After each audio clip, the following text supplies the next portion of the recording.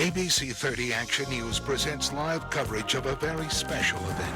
The Pelco Corporation honors the victims of the September 11th attacks with the dedication of a memorial at their Clovis headquarters. The event will feature special guest speakers, live music, and over 1,000 members of the New York City Fire, Police, and Port Authority departments. Join Graciela Moreno and Warren Armstrong for live coverage of the California Memorial, Saturday at 1, only on ABC 30.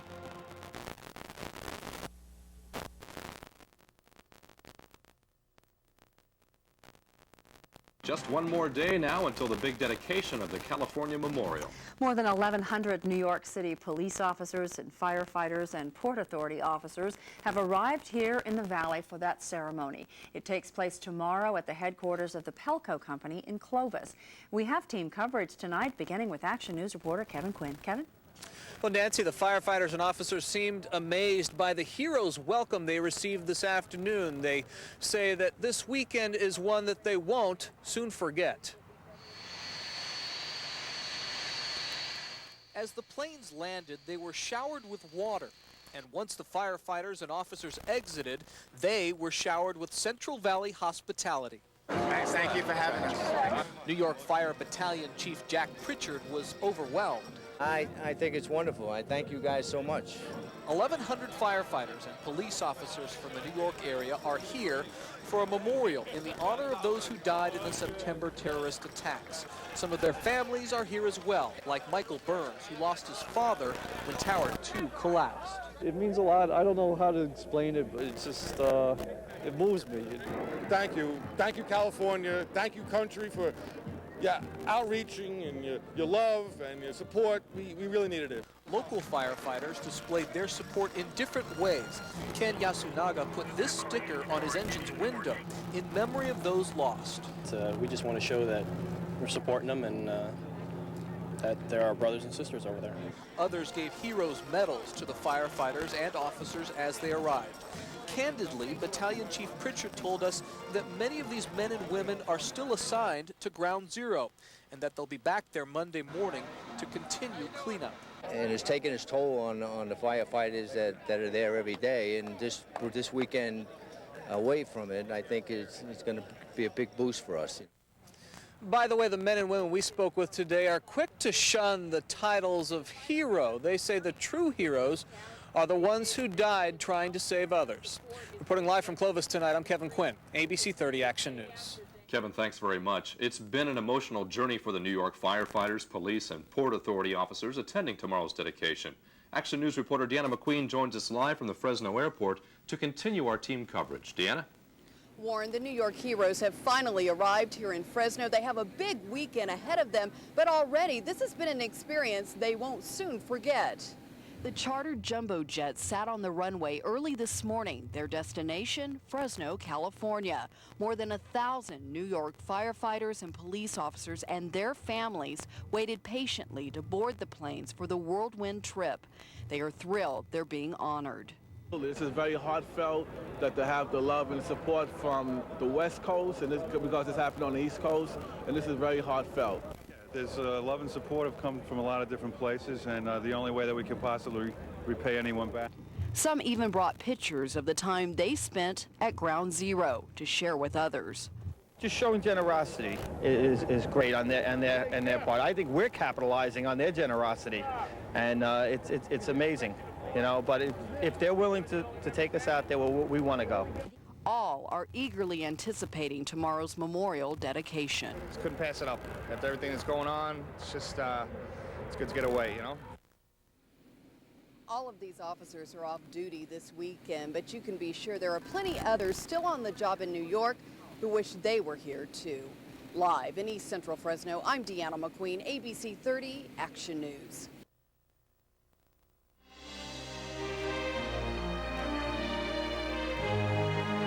A journey from sea to shining sea as more than 1,000 New York firefighters and police officers arrive in the valley. They're here as guests of honor at the dedication of the California Memorial in Clovis.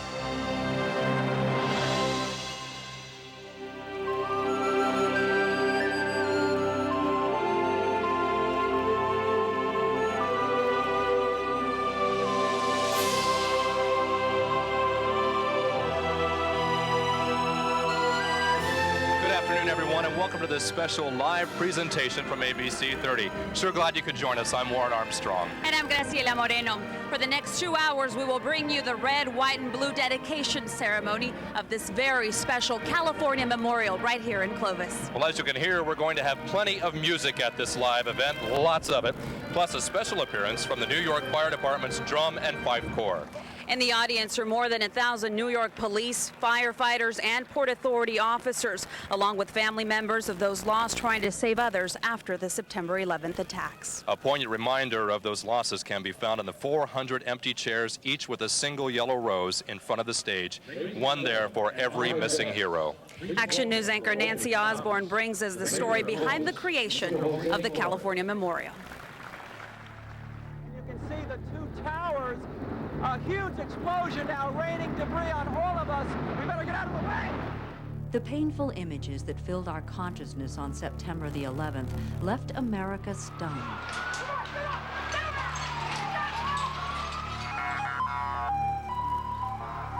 On the West Coast, 3 time zones from Ground Zero, our hearts ached for those lost and those left behind.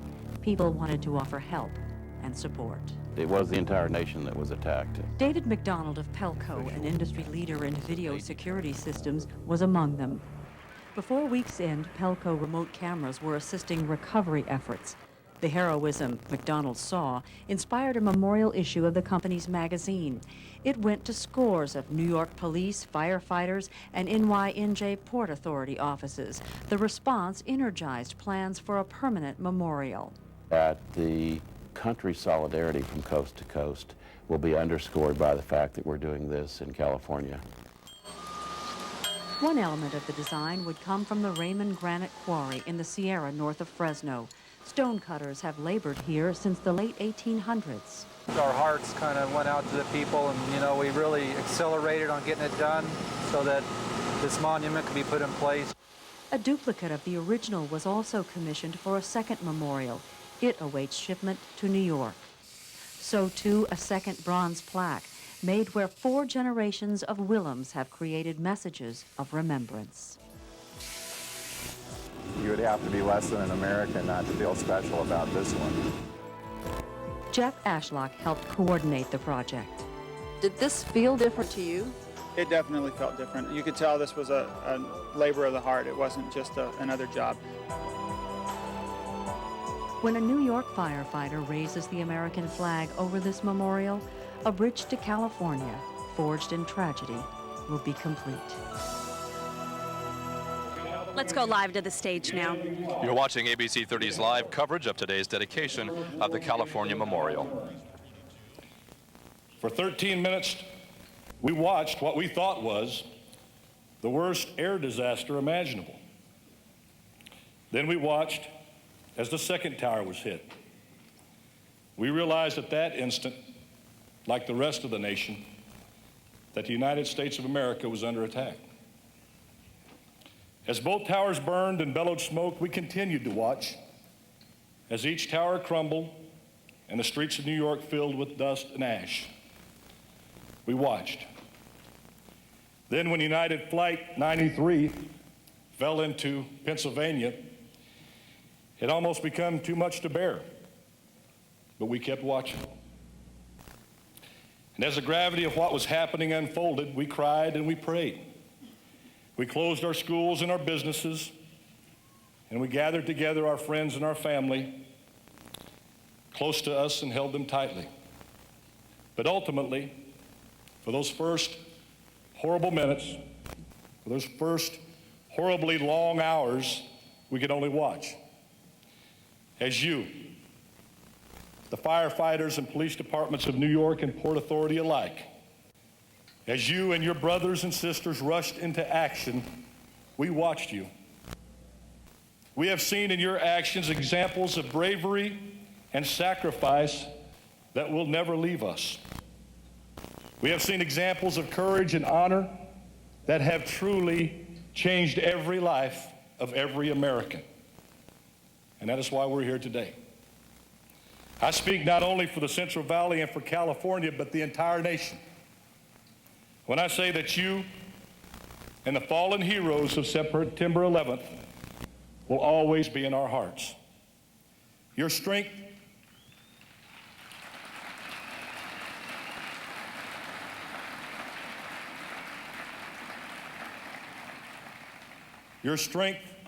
courage, compassion, and patriotism has inspired not only this nation, but the world. We are united today, the likes of which I have never seen in my lifetime. We are united among cities. Who would think that New York City and Fresno, California would have the bond that we have today?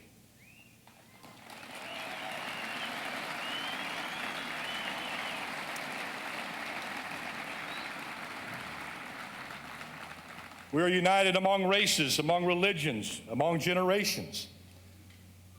September 11th was intended to destroy the courage and will of our country.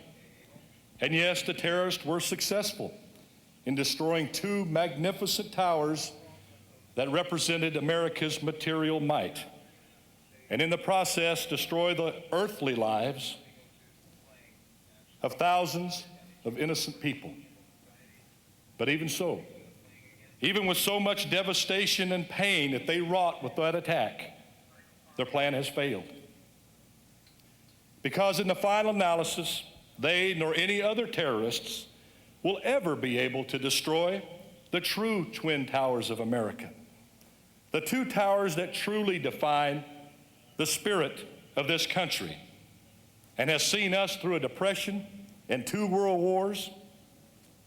These Twin Towers are called faith and freedom.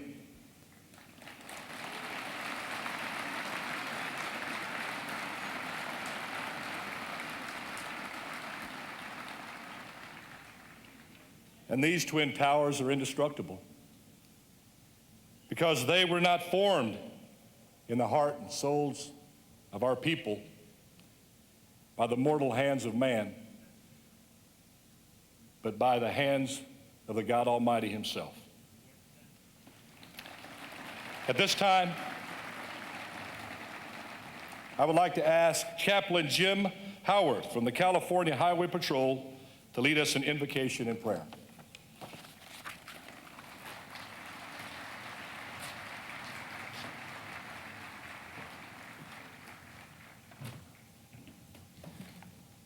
Good afternoon. From Matthew 5:9 reads, "Blessed are the peacemakers, for they will be sons of God." This afternoon, we are gathered here today to honor God's chosen peacemakers, those present and those that paid the ultimate sacrifice. May we pray.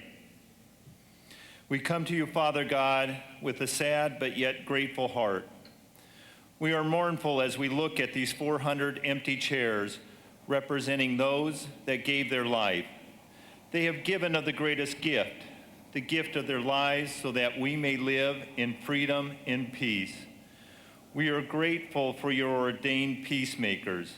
In a time since that fateful day of September 11th, fear, terror, and confusion would have reigned if it were not for those heroes.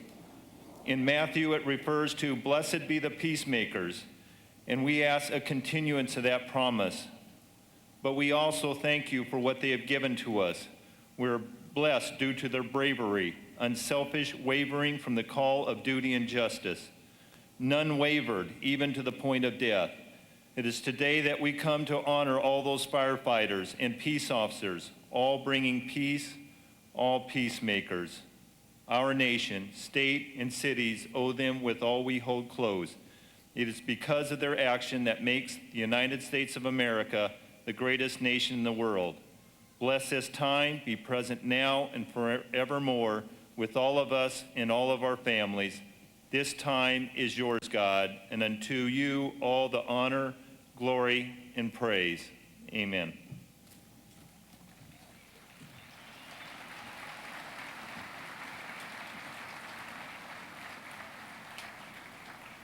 Ladies and gentlemen, please welcome the New York Police Department Emerald Society Pipes and Drums and the New York Fire Department Emerald Society Pipe Band.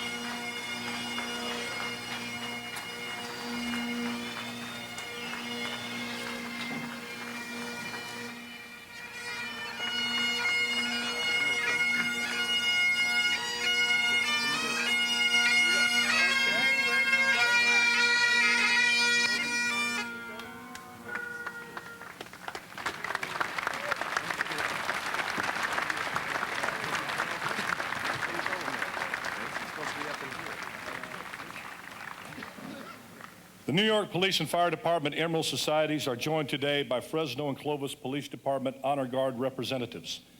The Marine Color Guard is joined today by New York Fire Department Lieutenant Bill Eisengrein.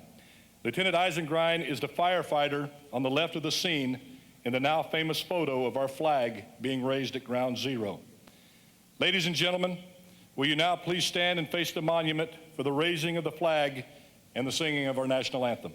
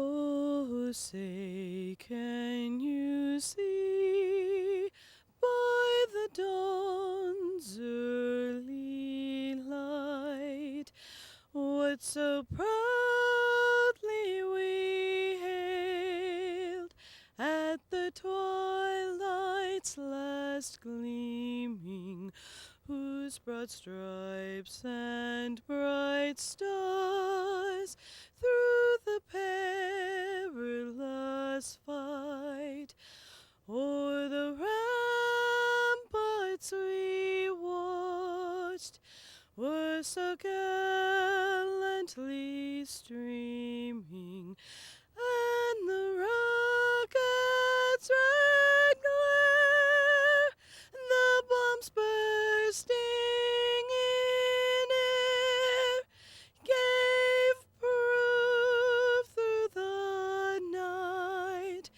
that our flag was still there. Oh, say, does that star-spangled banner yet wave o'er the land of the free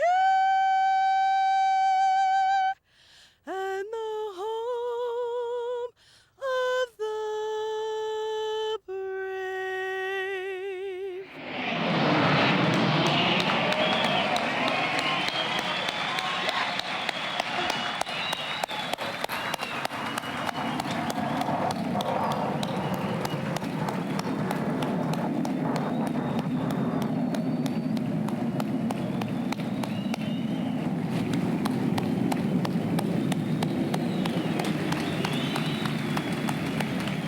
Thank you, Melanie. Thank you, everyone. Please be seated.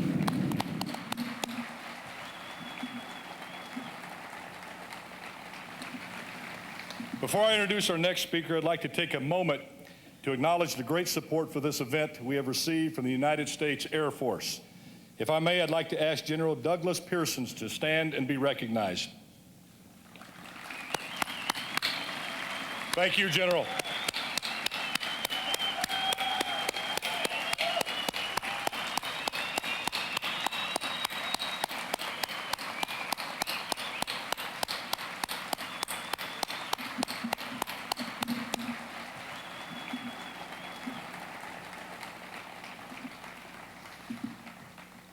At this time, it gives me great honor to introduce the Secretary of State for the state of California, Mr. Bill Jones.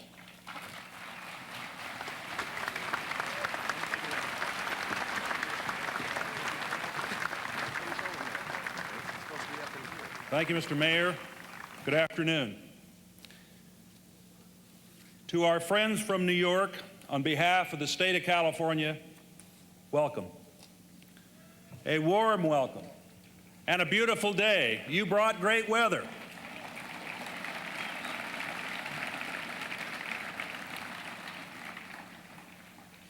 Thank you for coming so far to join us here today as we honor you and your comrades who sacrificed their own lives in service to others. We are here today to salute them, but we are also here to salute you and to salute your brothers and sisters here in California and across America who wear the uniforms of police, firefighters, and emergency services personnel. And of course, to salute those who wear the uniforms of the United States military, who are, as we speak, carrying forward the battle for freedom that began on September 11th.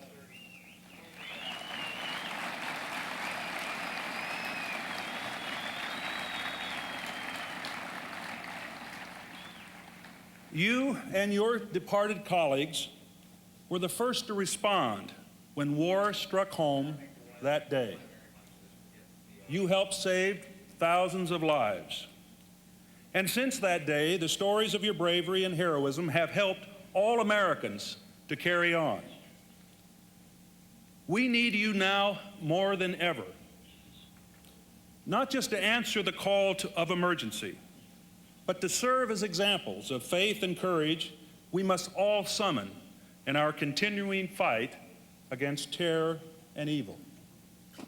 The police and firefighters and emergency services personnel of America have been transformed along with your mission. You are now the first responders in defense of the homeland, and you should be proud of that.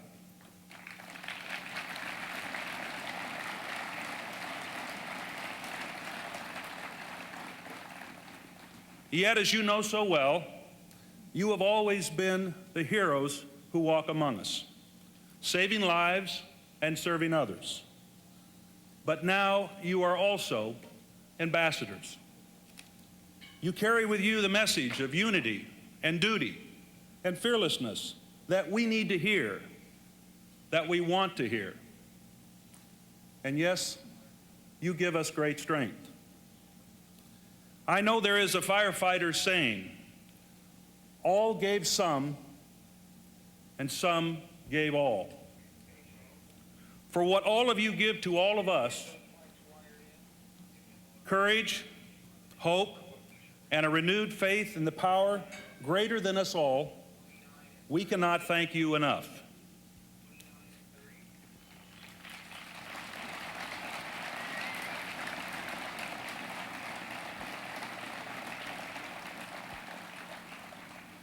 Your presence here today shares your example of heroism and sacrifice.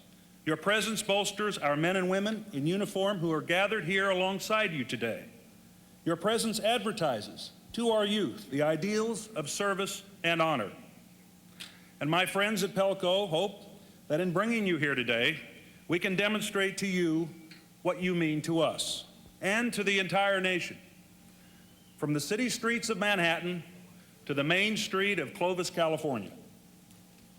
And we hope today our tribute will help you recover from your loss and reassure you that America will never, ever forget your friends and families who gave their lives.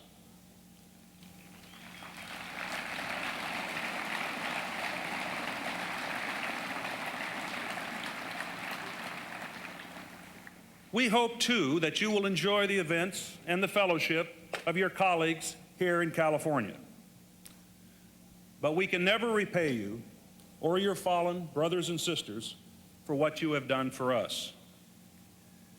I'd like to close by reading from a poem that was posted on a website dedicated to firefighters. It was written specifically for firefighters, but I'm sure the author won't mind me using words of his today to pay tribute to all New York City police officers, firefighters, New York and New Jersey Port Authority police officers lost on September 11th. My Brother Has Fallen by Chris Lynn. My brother has fallen. No, I don't know his name. We have not the same parents, yet our family just the same. He lives in this town, I live in another, but it doesn't matter, for this man is my brother. My brother I call him, yet I have never seen his face, for I have brothers and sisters all over the place. I am a firefighter, and our families are one, a tradition passed down from father to son. I'll look after your kids. Please check in on my wife if the day should come when I lay down my life. My brother has fallen doing what he loved best, and among the honored, he stands with the rest.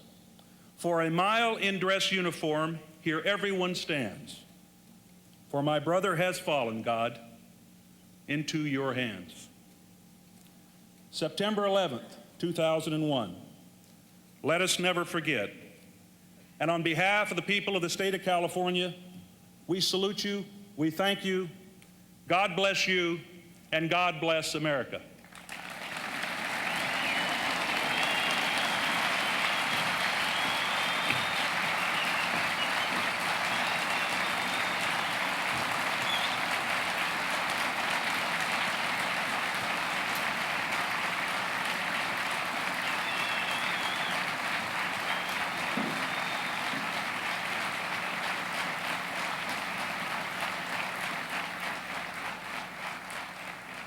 Ladies and gentlemen, one of the Valley's most respected musicians and songwriters, Mr. Dan Johnson.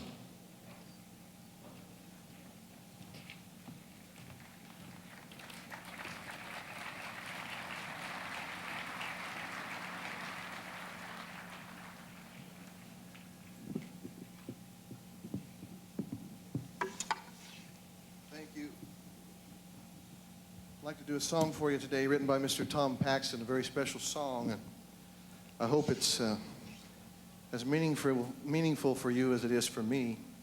The words of it are printed in your little flyer there today if you'd like to follow along with it.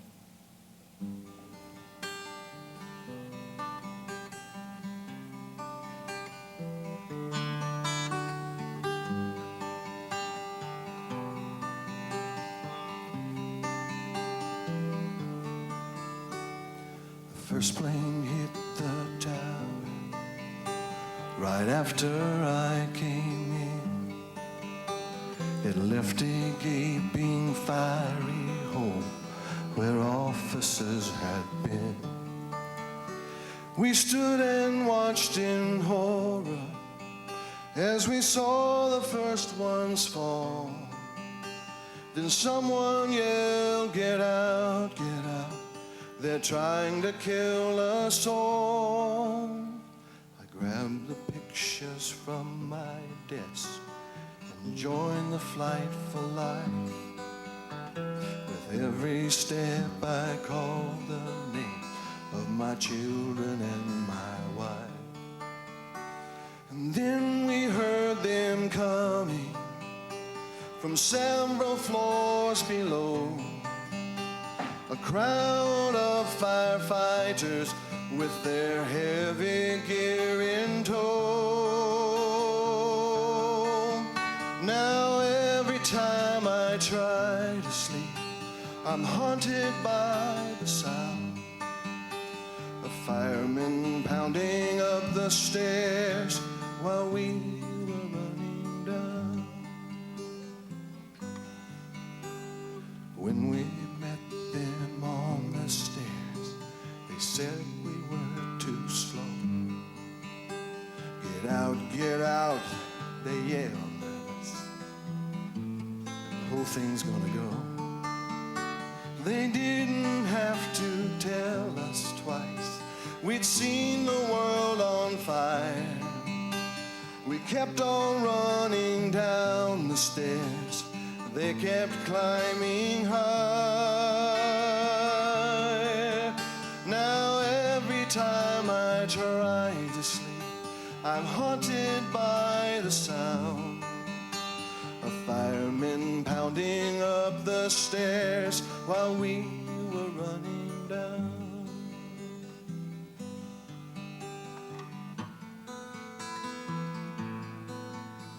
Thank God we made it to the street. We ran through ash and smoke. I didn't know which way to run. I thought that I would choke. A fireman grabbed me by the arm and pointed me uptown. Then, oh my God, I heard him say as the tower came crashing down. Now every time I try to sleep, I'm haunted by the sound of firemen pounding up the stairs while we were running down. Now I go to funerals of men I never knew. The pipers play Amazing Grace while coffins come in view. They must have seen it coming when they turned to face the flame.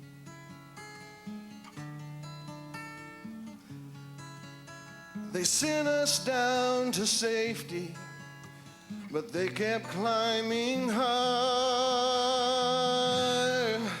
Now every time I try to sleep, I'm haunted by the sound of firemen pounding down the stairs while we were running down.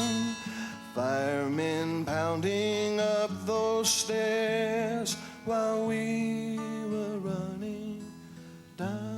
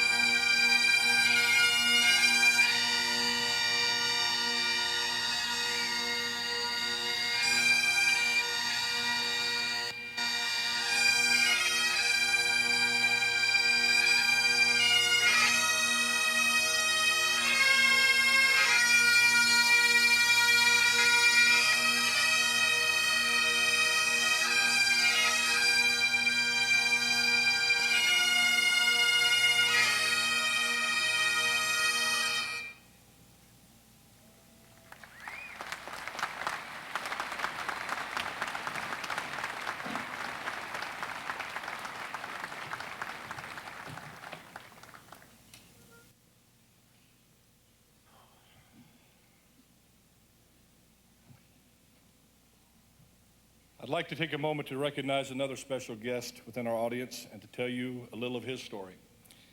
The Port Authority of New York and New Jersey Police Department lost 37 officers that day. However, in the midst of this tragedy, approximately 40 other officers were saved by the quick thinking and deliberate action of Captain Anthony Whitaker. Captain Whitaker was the officer in command at the World Trade Center on September 11th.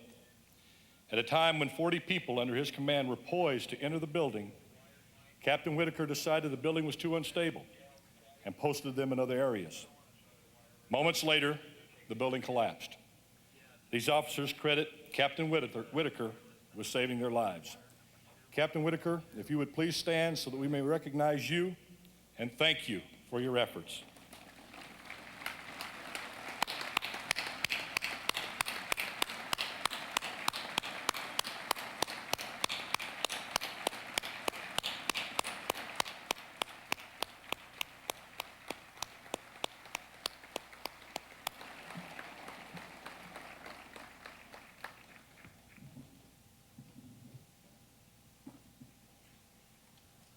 Ladies and gentlemen, we are very fortunate to have with us today Mrs. Patti Lynn. She will be performing a song she wrote and recorded in honor of the New York Police Department. Her husband is a Salt Lake City police officer.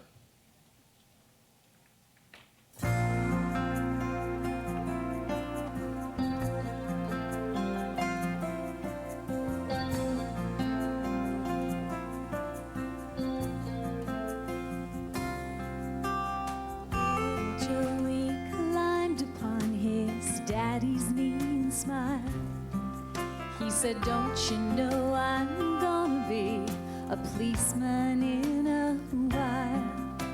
And as he grew, his dreams came true, just like he had planned.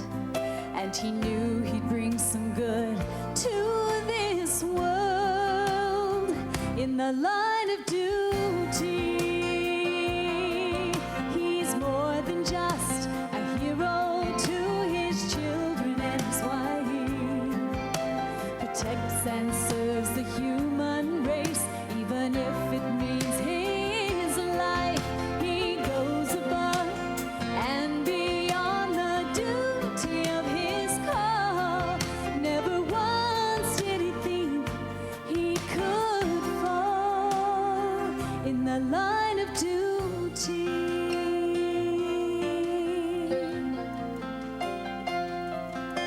As she hurries through the house, she hears the telephone ring. Honey, I'll be working late tonight. Could you hug the kids for me? He tells her how he loves her and that he's thankful she's his wife. And she always understands when it comes to the line of duty. Just a hero to his children and his wife, determined to protect and serve, even if it means his life. He goes above and beyond the duty of his call. Never once did he think he would fall in the line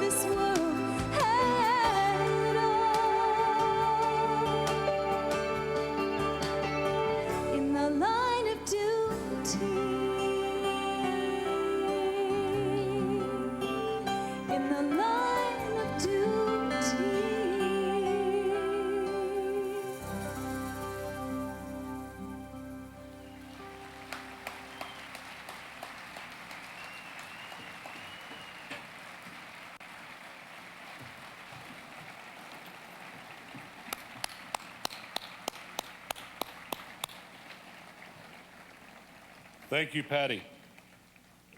At this time, I'd like to share with you a story and introduce a few special guests. Officer John Flynn of the New York Police Department, who is with us today, brings us this story of Port Authority Police Officer George Howard, a dear friend. Officer Howard was off duty on September 11th, but like many of the heroes who we honor here today, he rushed selflessly to the scene of the attacks. With many Port Authority and police and firefighter brothers at his side, Officer Howard did as much as humanly possible to rescue as many people as possible from the burning towers. In fact, he bravely continued to rescue people from the World Trade Center until he himself was killed in the collapse of the building. Officer Howard's mother, Arlene Howard, offered her son's shield to President Bush during his visit to Ground Zero. The President proudly held Officer Howard's shield during his address to the joint session of Congress. The President vowed to carry it with him daily. We are honored to have with us today Officer John Flynn of the NYPD, as well as Arlene Howard, George's mother, NYPD Sergeant Patrick Howard, George's brother, Jerry Ann Satterfield, George's sister, and Officer George Howard's two sons, Christopher and Robert. If I may, I'd like to ask them all, who I've just mentioned, to stand and be recognized so we may all honor the memory of Officer George Howard.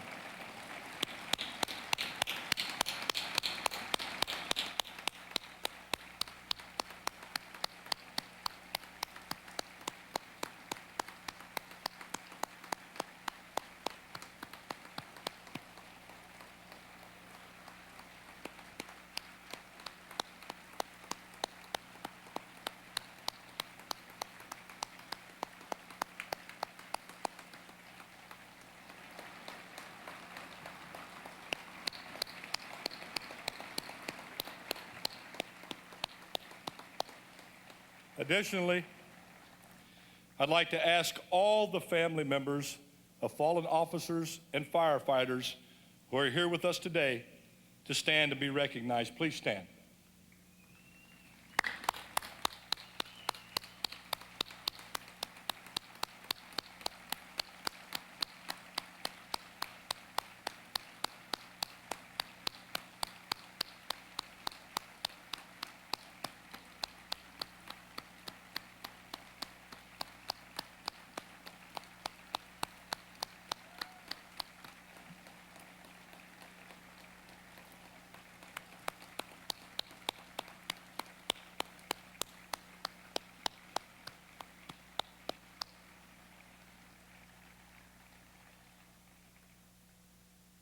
To each and every one of you, please know that the heroic deeds of your family members have renewed the spirit of patriotism throughout America and indeed the world. Mere words cannot express the extent of our gratitude and our sympathies. Thank you. Now I'd like to introduce honored guests. Please welcome California Assemblyman Mr. Mike Briggs on classical guitar, and from the New York Opera, Mr. Richard Woods.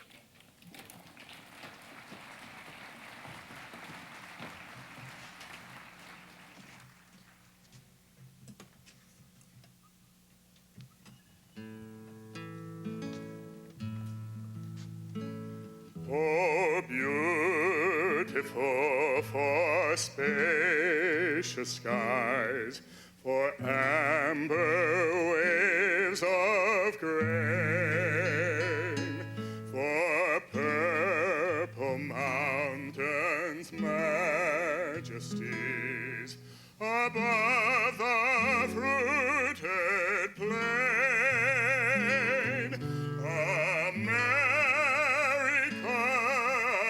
America, God shed his grace on thee, and crowned thy good with brotherhood, from sea to shining sea.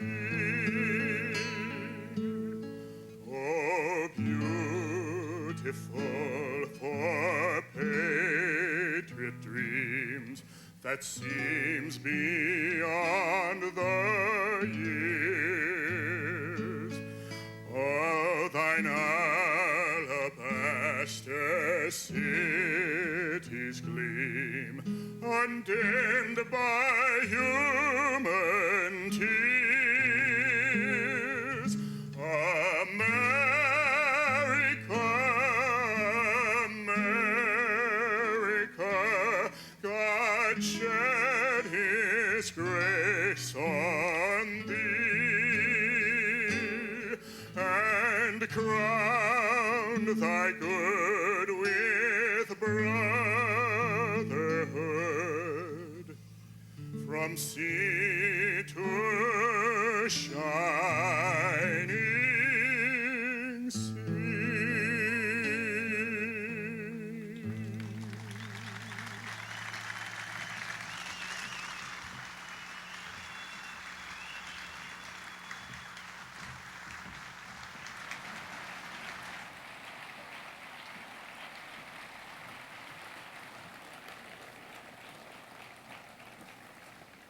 Thank you, Mike and Richard. Lieutenant Wingler was off duty on September 11th, but with more than 22 years of service to the FDNY, this hero responded immediately when he saw smoke coming from the World Trade Center. Borrowing equipment from the nearest firehouse, Lieutenant Wingler rushed toward the flaming buildings. Through the dense smoke and ash, he searched for people needing help. With fires burning all around him, steel beams melting into the sidewalks, and visibility severely limited, he and his partners listened intently for cries of help. One of those cries came from a badly injured and burned woman who had managed to crawl into the cab of a fire engine, which was itself then on fire. After carrying her to safety of ambulance personnel, Lieutenant Wingler set off again, continuing to search for victims. He remained at ground zero for the next 12 days. Although physically exhausted, he and many other heroes refused to give up the relentless search for survivors. We are honored to have Lieutenant Wingler with us today. If I may, I'd like him to stand up and be recognized so we may honor his tireless efforts.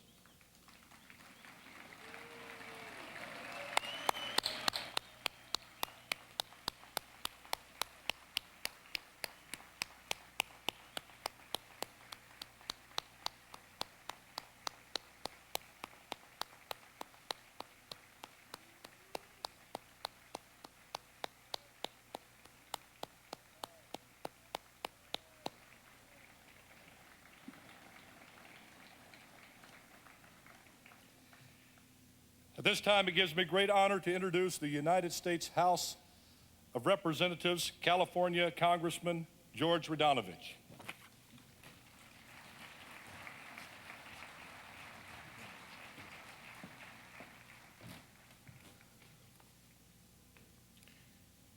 Good afternoon. It is truly an honor to be here today. I would like to thank Mayor Alan Autry, Secretary of State Bill Jones, Pelco owner David McDonald, and most importantly, all of the brave men and women who have joined us here today from New York City. Thank you very much.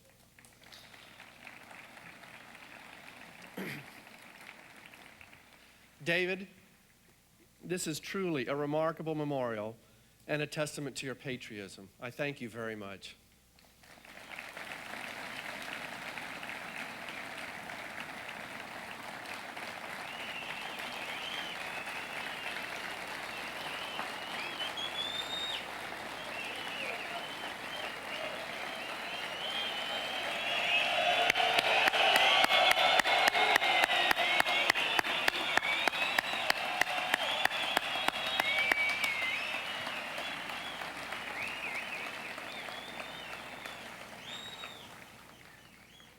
Before I begin, one of the things I've noticed recently is that the press seems to be keeping an informal scorecard on how our nation's leaders have risen to the occasion for the war against terrorism. I think that you'll agree with my scorecard, which says that all of our leaders, Democrat and Republican alike, have risen to the occasion, including our armed forces, our cabinet secretaries, the Congress, and of course the President of the United States, George W. Bush.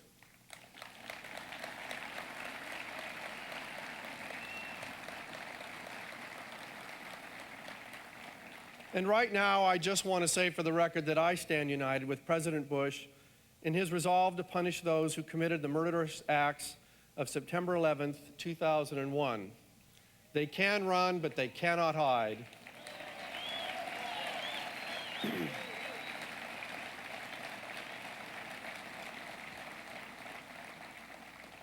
The President certainly has shown us and the world that he is our Commander-in-Chief. And I do have a message from him here today.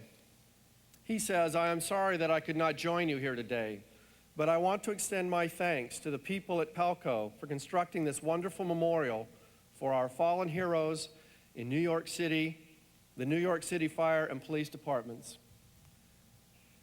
Having these brave men and women travel to California to be with you today is indeed an honor.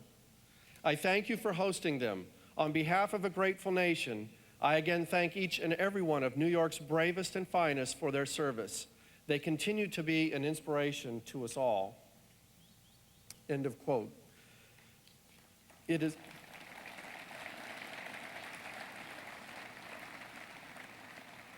is still an understatement to say that our nation will never be the same after September 11th. In fact, there are still no words to adequately express the horror felt by people around the world. All of us will remember where we were and what we were doing on that tragic morning. I was standing just outside the nation's Capitol building when I learned of the attacks on the World Trade Center and the Pentagon. And like millions of people across the world, my heart sank under the black clouds of shock, horror, grief, and anger as the smoke rose from the Pentagon.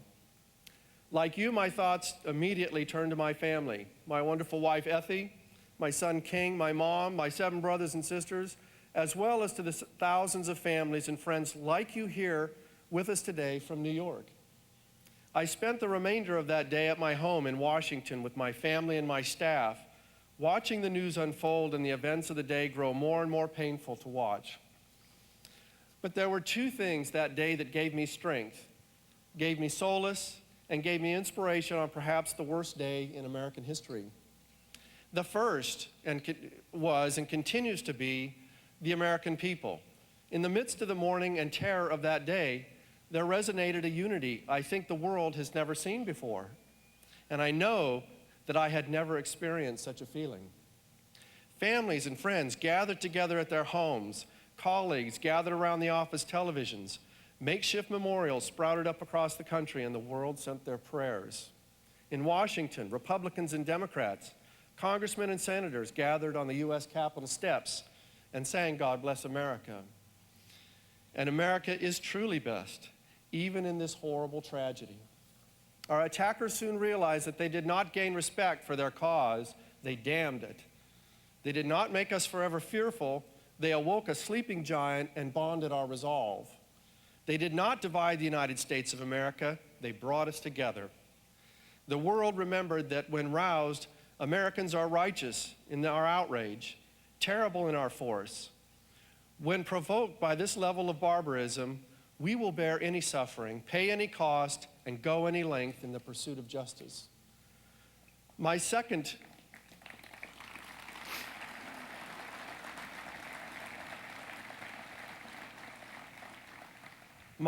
source of inspiration that day is men and women who perhaps suffered more than any of us. They are those before us now. They are the courageous individuals that we honor today. You are New York City's firefighters and police officers. At the World Trade Center, these individuals demonstrated to the world in the most graphic manner imaginable why they are called New York's bravest and finest. As tens of thousands evacuated the Twin Towers in mass hysteria, these men and women, with complete and utter disregard for their own safety, ran into the towers to rescue the injured and others in need of help. It was an extraordinary act of bravery.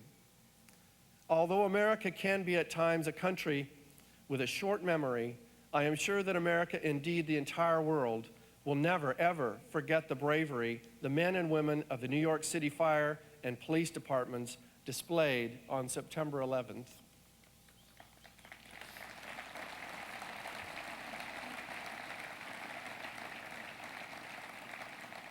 I am confident when those firefighters reached the top of that stairway to heaven, our Lord and St. Peter's were likewise in awe of their bravery. Since the heinous acts of violence and cowardice on September 11th, we have much to be proud of in addition to New York's bravest and finest. We have mourned the loss of victims and offered our hopes and prayers to families that were shattered, and the United States remains resolute. Our friends and enemies alike understand that we will not, under any circumstances, be divided by terror or deterred from the defense of freedom here and abroad. Our spirits have not been broken, nor has the resiliency of the nation. In an unprecedented display of solidarity, the United States Congress, united behind President Bush, gave him the resources needed to fight the war on terrorism.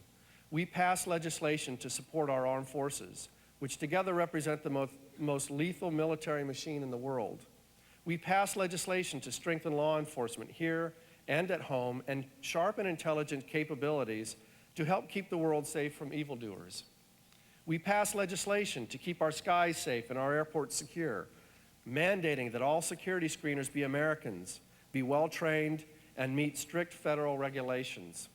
We passed legislation giving tax relief and federal support to the families of victims. Our military, under the leadership and diplomacy of President Bush, has earned the support of the free world and is winning the war in Afghanistan. And as the President has said, we will not tire, we will not falter, and we will not fail in this war against terrorism.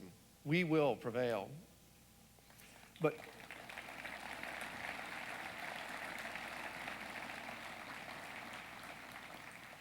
our nation and our Congress has much work to do.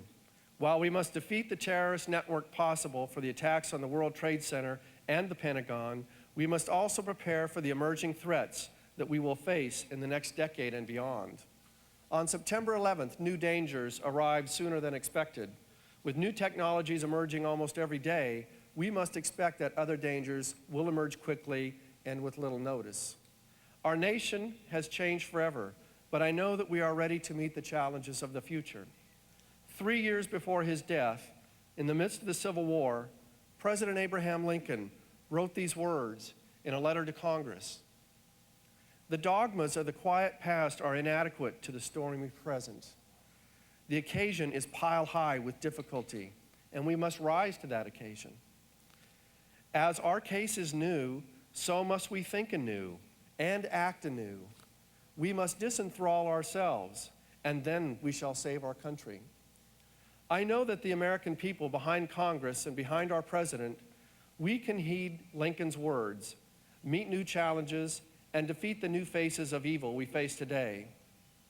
With that said, I want to take a moment to look upon this great monument and address those to whom it's for. Thank you. On behalf of the Congress and the rest of the United States, I thank you. You have been truly an inspiration to all of us and to the world.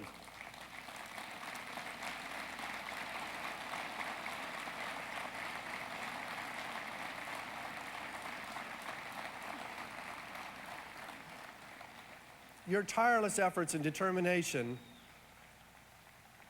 in the face of perhaps the most daunting task in U.S. history is nothing short of heroic. Thank you. God bless you, and may God continue to bless the United States of America. Thank you.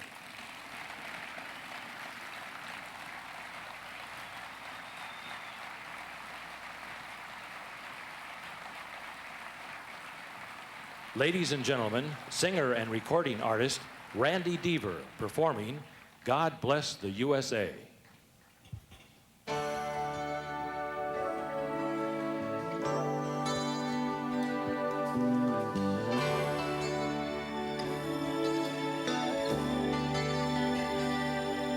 If tomorrow all the things were gone I'd worked for all my life, and I had to start again, just my children and my wife. I thank my lucky stars to be living here today, 'cause the flag still stands for freedom, and they can't take that away. And I'm proud to be an American, where at least I know I'm free. And I won't forget the men who died and gave that right to me. And I'll gladly stand up next to you and defend her still today. 'Cause there ain't no doubt I love this land. God bless the USA.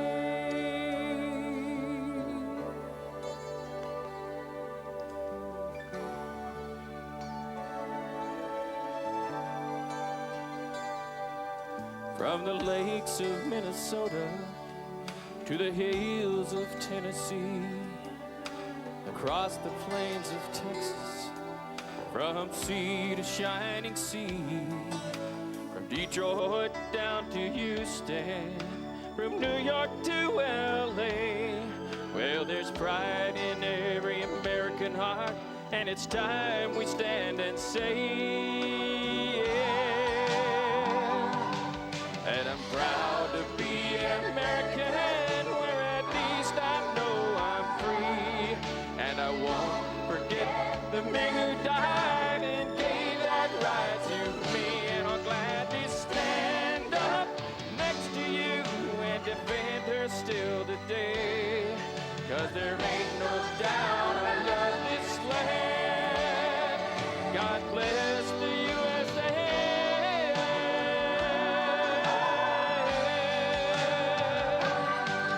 And I'm proud to be an American, where at least I know I'm free. And I won't forget the men who died and gave that right to me. And I'll gladly stand up next to you and defend her still today.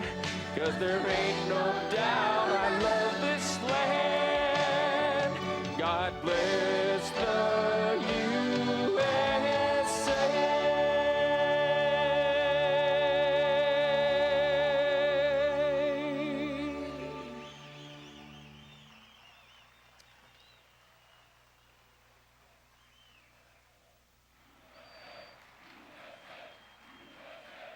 Ladies and gentlemen, our musical director, Ann Whitehurst, with the San Joaquin Memorial High School Choir, performing God Bless America.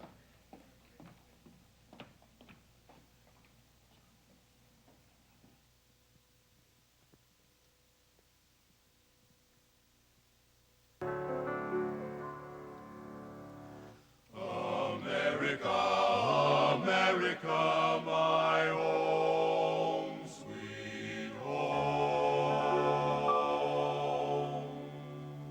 While the storm clouds gather far across the sea, let us swear allegiance to a land that's free. Let us all be grateful for a land so fair, as we raise our voices in a common prayer.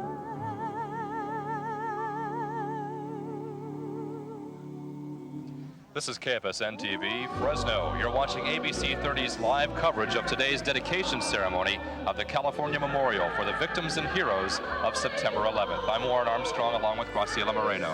That's right. We are coming to you live from Pelco headquarters in Clovis, where more than 1,100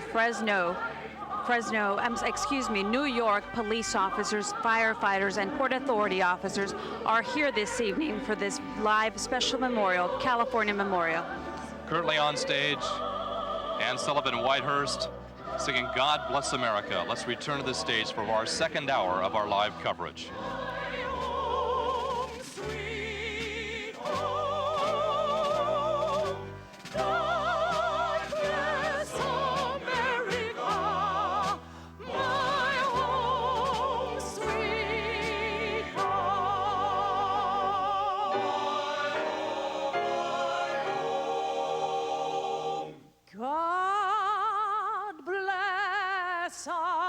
America, land that I love. Stand beside her and guide her through the night with the light from above. From the mountains to the prairies to the ocean, white with foam. God bless America, my home, sweet home. God bless America, my home, sweet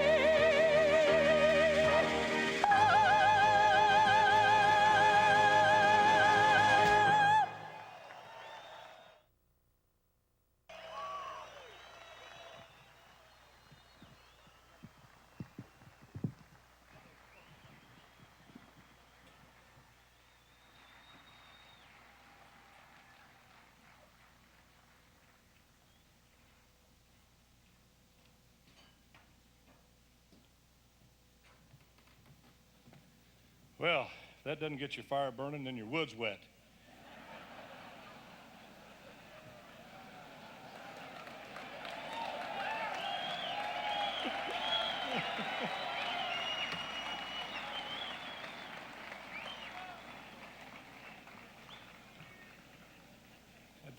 Speaking of get your fire burning, I'm very honored to introduce our next speaker. It has been said that he is to aviation what Mark Twain was to literature. There's something unmistakable, indeed quintessentially American about him. For more than 60 years, this gentleman, this hero, has been pushing the limits of human strength and endurance. We are fortunate to have with us today this man who is a symbol of American heroism and truly a legend of strength and honor for our generation, General Chuck Yeager.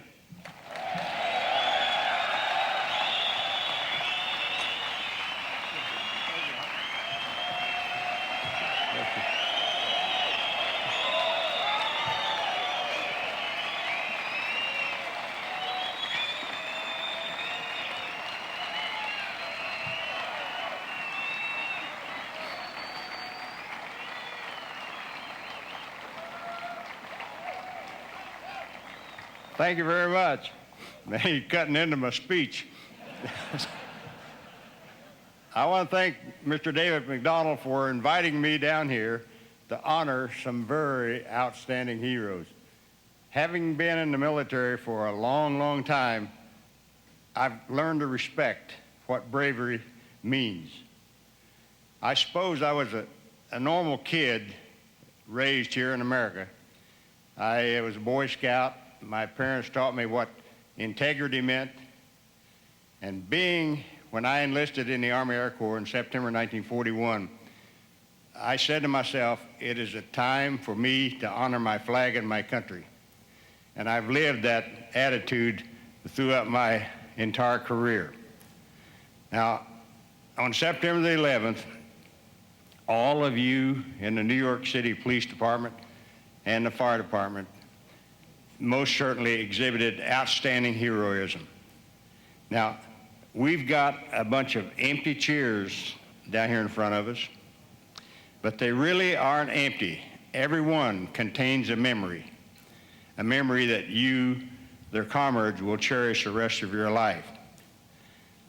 When I enlisted in 1941 and was trained as a fighter pilot by our Air Force, I was sent to Europe in November 1943 as a member of a fighter squadron flying Mustangs against the Germans.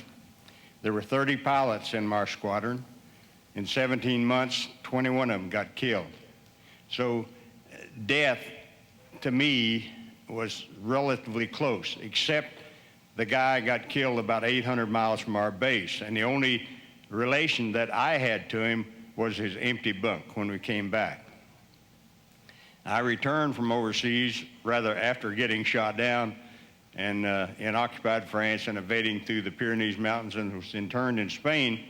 And America was trading gasoline to get us pilots out of Spain. I don't know how many gallons I was worth, but I was released by the Spanish and flown back to England by the British, and I went back to my squadron, flew couple hundred hours more of combat, shot down a dozen German fighters, and then returned home.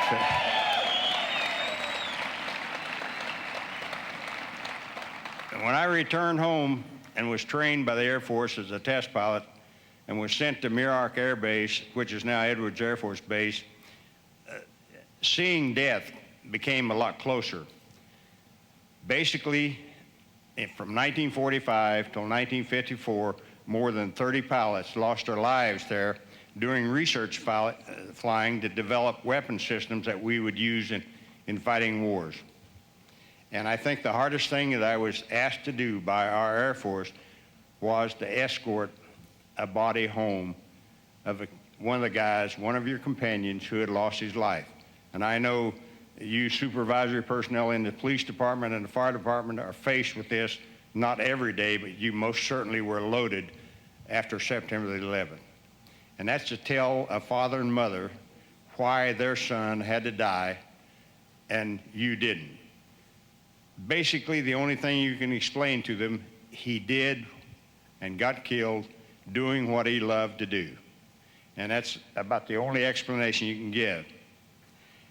My relationship with those guys, again, when I saw an airplane fly that I had seen them fly before, I always looked at that airplane as that's a memory of a guy that I will remember all of my life. And it's just like all of these empty chairs, as I mentioned before, those memories, when you look at the equipment that he used to wear either in your fire department or your police department, you will always think of these individuals. And I think what they did, they gave it all. You are still alive. You're very lucky. But that's the way life goes. I was involved in a lot of research flying at Edwards. I have been lucky enough, and my boss is sitting down here, General Pearson, he still lets me fly F-15s and 16s down to Edwards Air Force Base. In fact,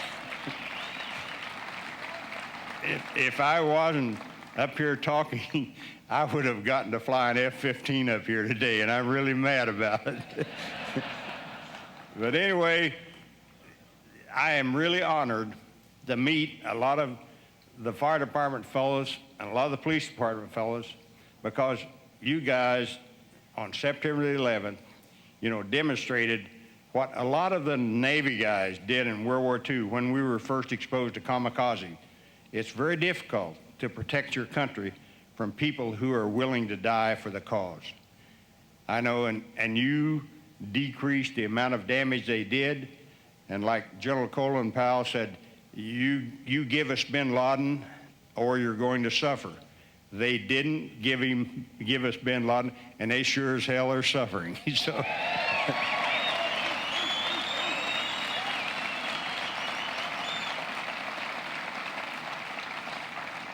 Many of you served in the military before you got in the police department or the fire department, and so you know what the guys are doing over in Afghanistan. I was in Pakistan for 2 years, 1971, 2, and 3, kind of flying with the Pakistani Air Force for the war with India. I spent a lot of time in Afghanistan.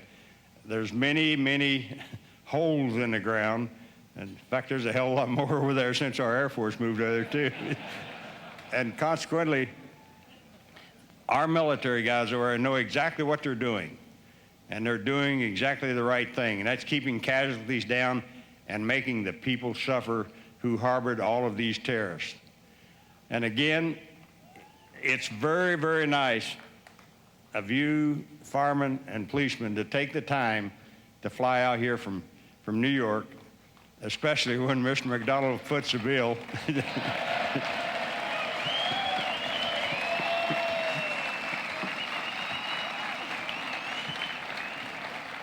It's very nice of you to come out here and see all of the people who can raise as much food and fruit to feed this whole United States, because this is a very fertile valley.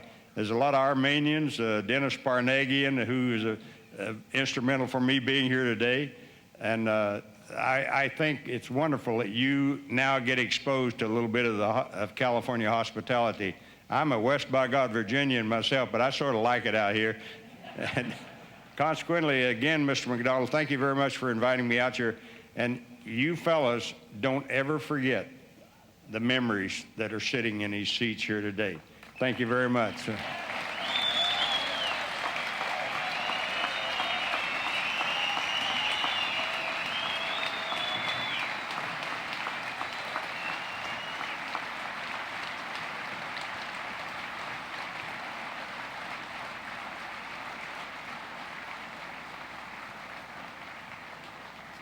Ladies and gentlemen, please welcome three-time gold record-winning recording artist and lead singer from the popular group, the Christie Minstrels, Mr. Barry McGuire.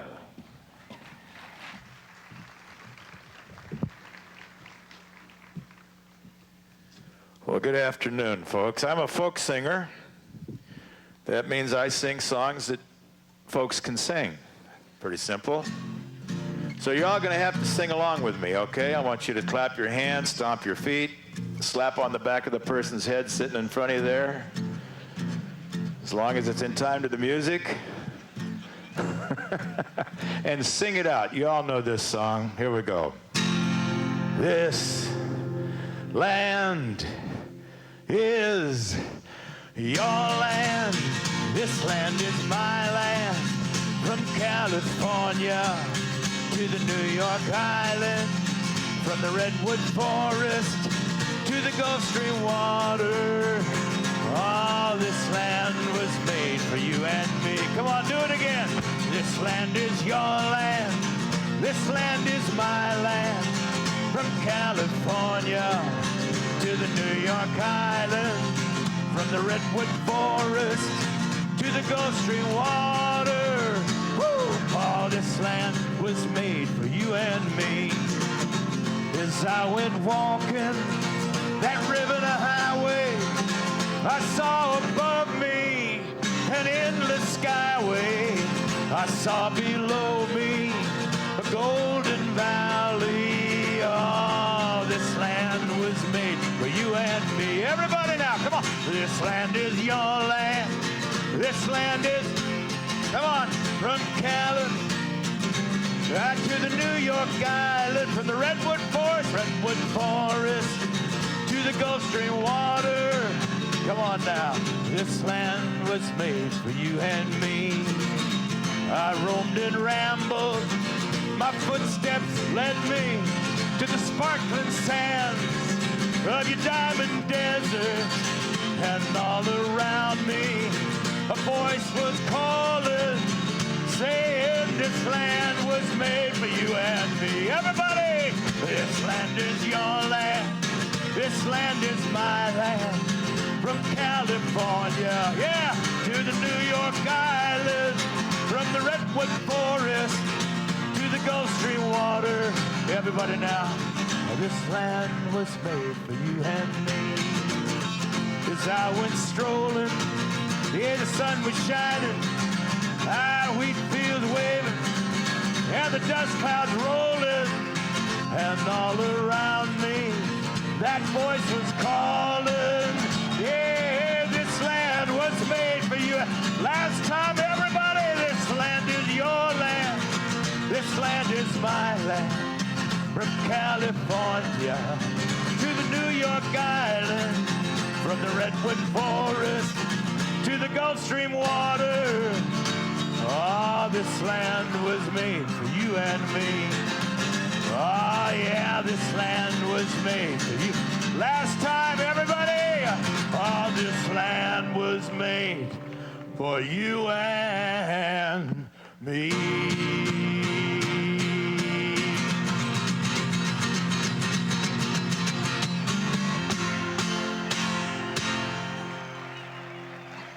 Amen.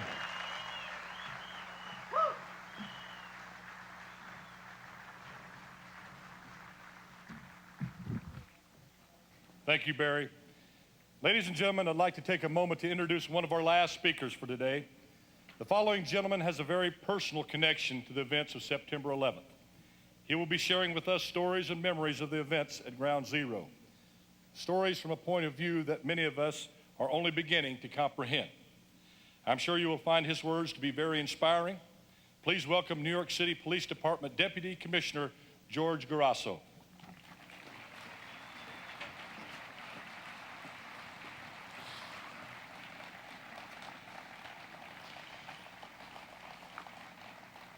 Thank you, Mayor Autry. First thing I would like to do is to acknowledge General Chuck Yeager and our distinguished prior speakers. Give them a round of applause. What an inspiring day it's been. I, of course, must start off with acknowledging Mr. David McDonald and all of Pelco. Thank you all so much. Thank you so much. New York will never forget this day. Thank you, sir.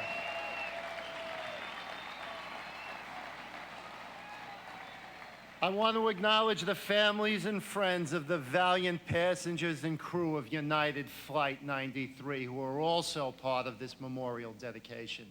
Thank you all so much.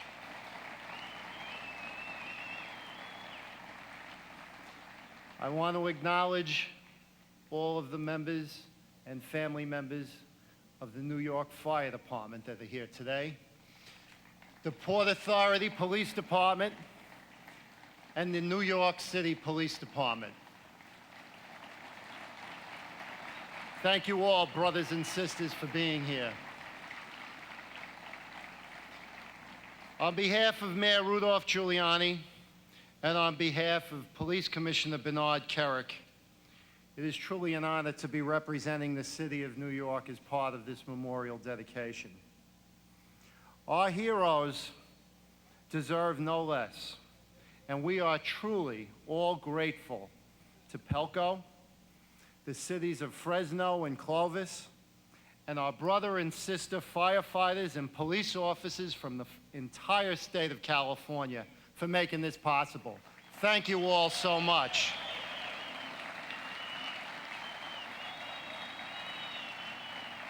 Thank you.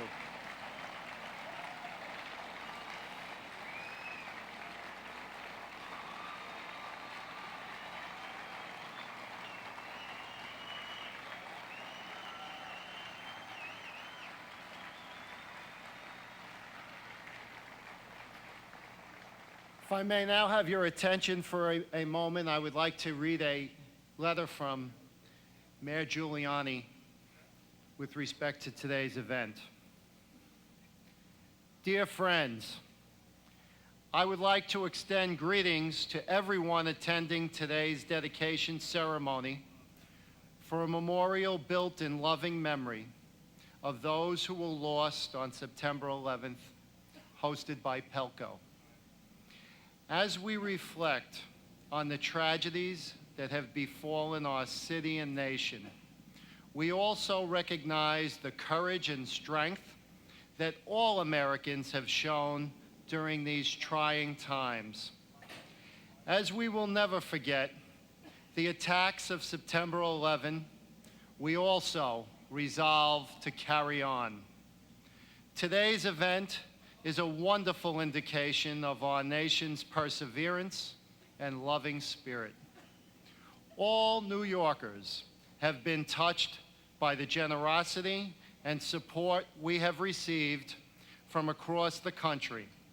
And today's ceremony is a wonderful example of that special bond we share.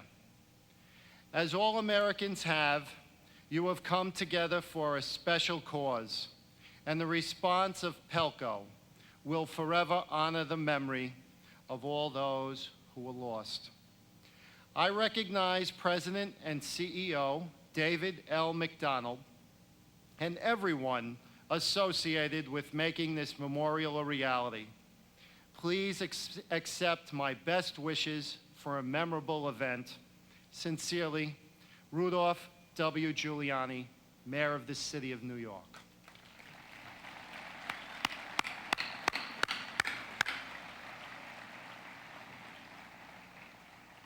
At this point, as I move on to discuss the events of the horrible day of September 11th of this year from a personal perspective, I would like to take a specific moment to acknowledge an act of kindness that was committed, that was directed to me as I was waiting to speak over in the green room. The twin brother of one of our officers tragically lost, John DeLara, police officer John DeLara, his twin brother Dan came over and presented me with a hat, an NYPD hat, that is a memorial of police officer DeLara. And what I'd like to do at this time, in memory of Officer DeLara, in memory of all of our police officers lost in the line of duty that day, and in memory of all of our firefighters and Port Authority police officers lost that day, I'd like to put on this hat as I continue.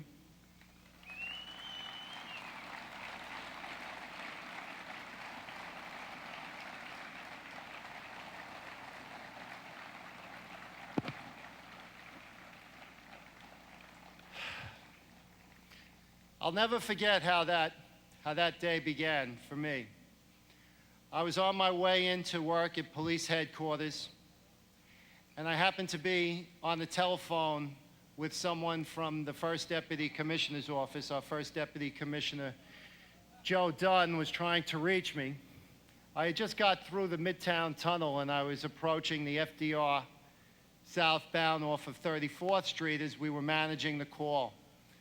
And the person from his office, a Detective Donna Zulch, suddenly screamed and said, "Did you hear the explosion, Commissioner, at the World Trade Center? I think a plane hit it." And she hung up the phone. So just as that was occurring, I was entering the FDR Drive southbound.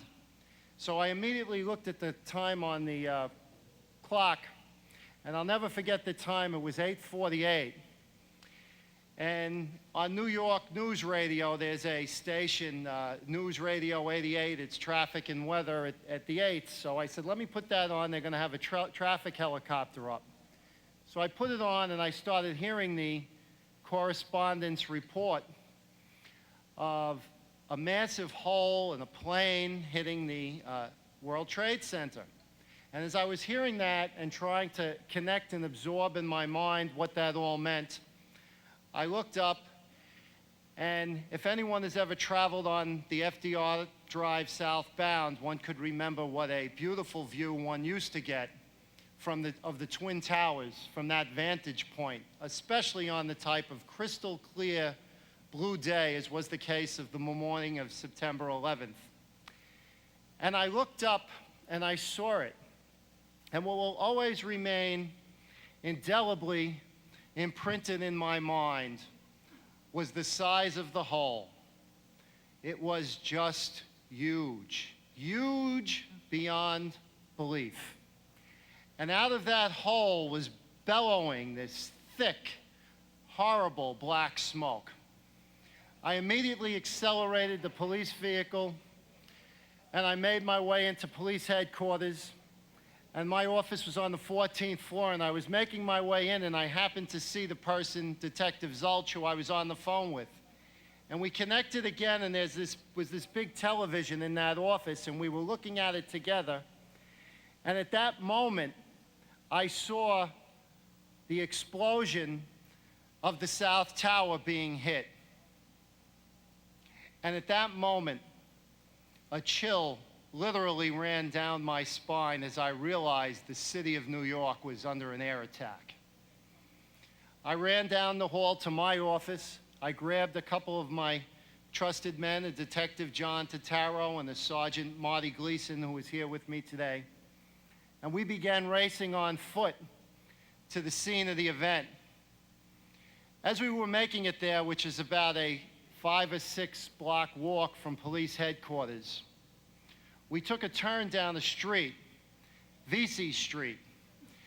And VC Street, at this particular point between Broadway and Church Street, is got a very historic church, St. Paul's Church, where George Washington actually prayed before he was inaugurated for his first term of president in New York City. As we were passing St. Paul's on VC Street, we began to see all of the personal effects of the people who were fleeing in horror from the hits on the World Trade Center. And what strikes out most clearly in my mind as I stand here today and hit me most directly at that moment were all of the pairs of women's shoes that the people were so horrified as they were running that they were literally running out of their shoes. I then made my way forward to a police department forward command post, which was being set up just about a block away from the Twin Towers. And there I met with our first Deputy Commissioner, Joe Dunn, who was standing there in his crutches. He had recently had an injury. And we were looking up at the unbelievable sight of both towers in flames, smoke bellowing out. And as we looked up, what we saw, it almost looked like confetti coming out of the holes. But in fact, what we were seeing was twisted metal floating in the air, and most tragically, bodies of people jumping from the tops of the buildings and coming down to their demise. At that moment, Commissioner Dunn, in what might have been a life-saving decision for me, directed me back to the command post and police headquarters that we were setting up for a multi-agency response. That gave me about a 3-minute head start in the right direction, southbound, away from the catastrophe, the ongoing catastrophe that was about to befall us. As I made it barely a block, I just started to turn down a particular street, Park Place, and you felt it before you heard it. And what you felt was a vibration that went right through your body. And then in a millisecond, there was this absolutely horrific roar. And I was convinced at that point we had been hit by a third plane. And I turned and looked down one of the streets to the site, just in time to see what appeared to me to be a combination of a mushroom cloud and a tornado. And I'll never forget the way that cloud caught the canyons of the buildings and came right at us. And it was thousands of feet, it looked like, of black smoke and muck. And we were all running for our lives. And it was it's the most bizarre memory. I'm sure you've seen the films of the people running from that cloud on that day. I know in the Pelco magazine there's a phenomenal photo of that. And here we were running with this beautiful blue day in front of us and what we perceived as the black cloud of death behind us. And running from a cloud that we knew that we would not be able to outrun and thought may very well bring certain death. I made it about a block and I was caught by the cloud and it immediately went black. Black is the darkest night. You literally could not see your hand in front of your face. You couldn't think, you couldn't hear, you couldn't breathe. And I subsequently came to understand the reason for all of that blackness was the jet fuel component of that cloud. And for a moment, I did think the worst was going to happen. I thought of my wife, Regina, who was here with me today, our 2 teenage boys, and I just had this terrible thought of not seeing them again. And then in the moment, that thought went to a certain rage that I can't believe these blanks got me. And that rage proved to be very orienting into finding our way out and getting back to police headquarters.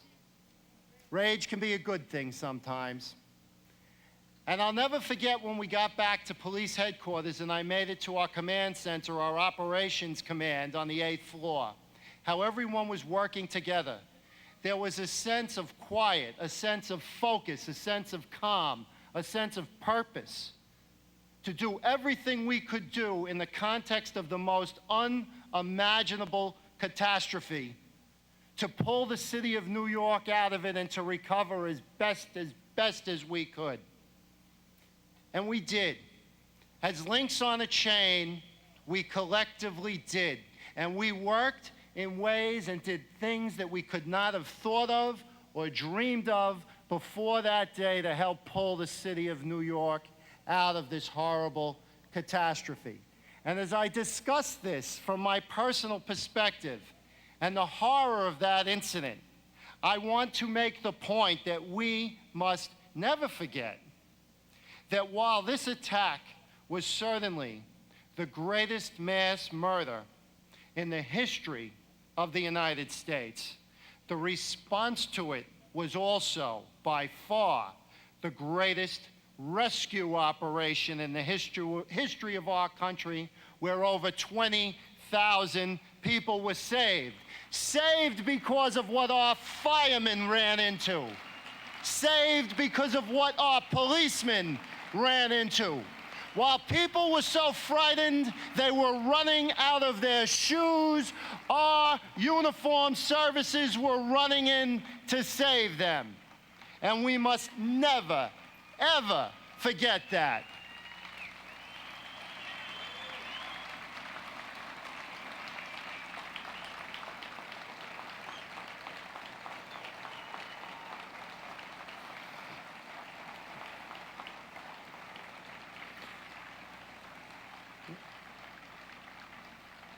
We must also never forget that they made the supreme sacrifice to save fellow human beings without regard to social status, without regard to race, without regard to gender, without regard to ethnicity, without regard to religion, because they represented everything good and great about the American way of life and the very soul of America. It is these men and women and their families and their heroic memories who we gather here to honor today. Thank God for them. Thank God for our country. God bless America.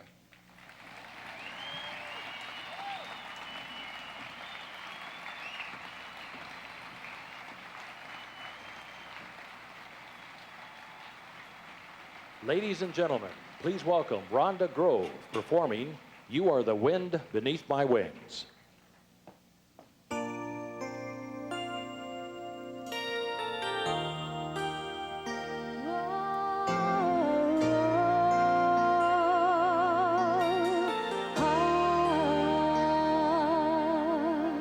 It must have been cold there in my shadow to never have sunlight on your face. You were content to let me shine, that's your way. You always walked a step behind. So I was the one with all the glory, while you were the one with all the strength. A beautiful face without a name for so long. A beautiful smile to hide the pain. Did you ever know that you're my hero? And everything I would like to be. I can fly higher than an eagle, for you are the wind beneath my wings.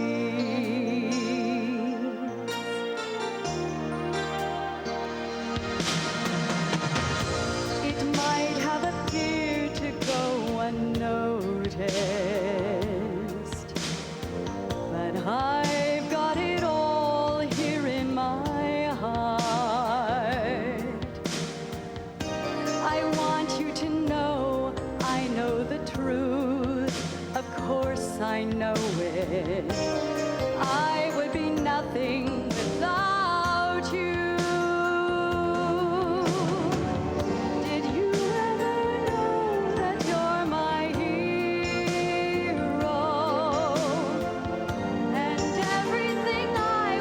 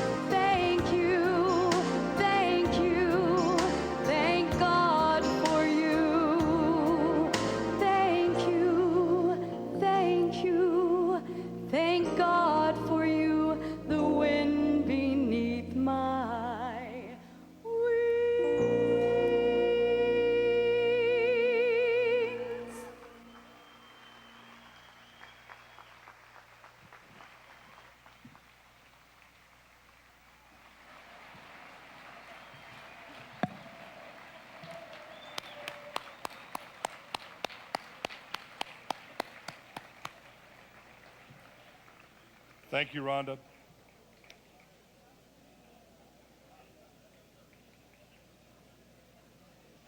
And now please welcome Fresno Fire Department Chaplain Harold Burney for today's closing prayer.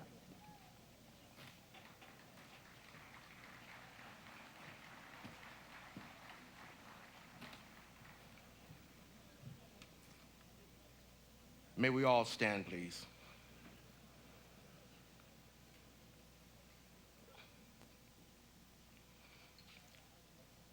Heavenly Father, it is once again, as a city and a nation, we come in the name of your Son to say thank you for your continued mercy upon us and to the souls of our brothers and our sisters who now abide in your kingdom. We ask at this occasion that you will bless this site of memorialization in honor of our fallen brothers and sisters, and that you will bless and continue to be ever present in this nation and guide us to your will, wherever it is that you would desire for us.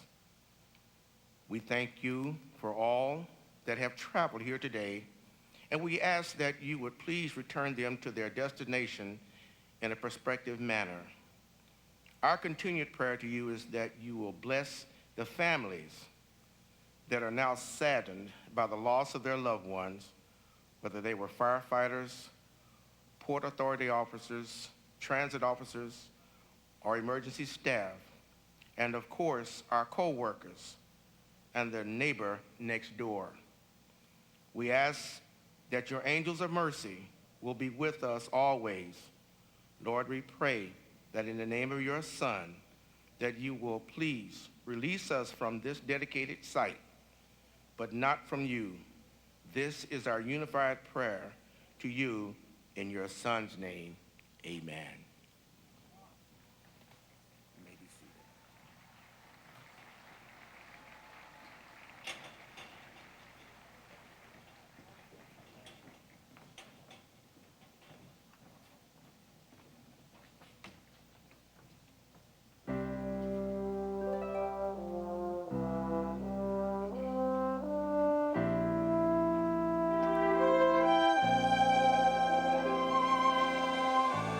Let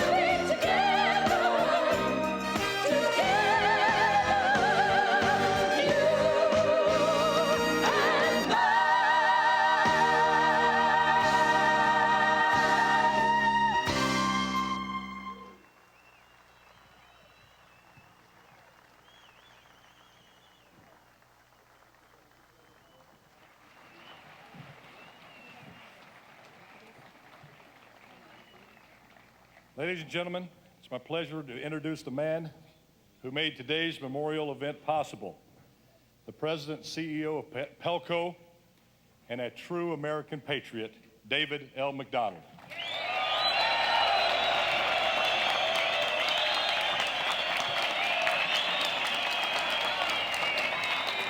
Thank you.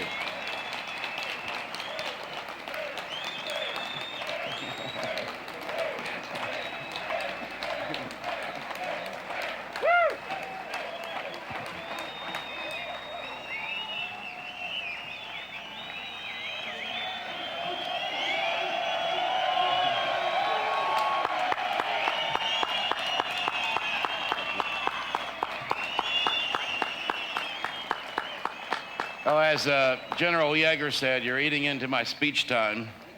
And General Pearson, next time we need to get him an F-15, don't you think? speaking of flying, my father flew here from Virginia this week so he could witness all of this firsthand. He fought in Europe during World War II and saw many courageous young Americans die. The generation that he and General Yeager represent indeed made the supreme sacrifice in preserving this great nation and all it stands for.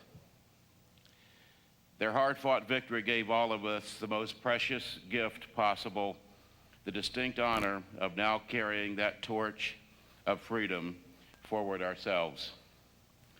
The 403 empty chairs before me represent our fallen heroes of September 11th, those who made the ultimate sacrifice in the line of duty.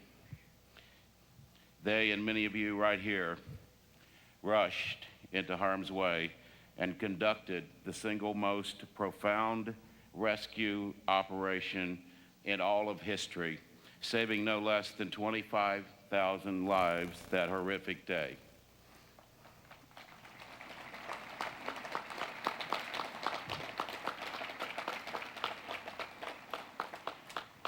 For that unparalleled act of supreme courage, I'm certain I speak for everyone in this great country and for all decent people on this planet, saying we are eternally grateful.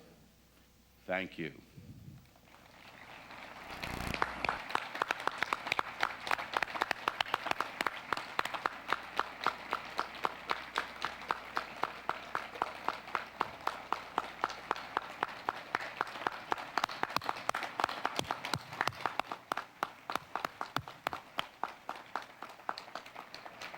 And to that previous generation who gave so much, I must say to them, that precious torch of freedom you've given us is now in our hands, and it's in good hands. These proud and courageous people in uniform before me are vivid proof that we will not fail. We will valiantly protect that flag and everything it means, as you did before us. As soon as the necessary paperwork can be completed, this sacred piece of real estate will be permanently and literally deeded as our gift to the great city of New York, New York.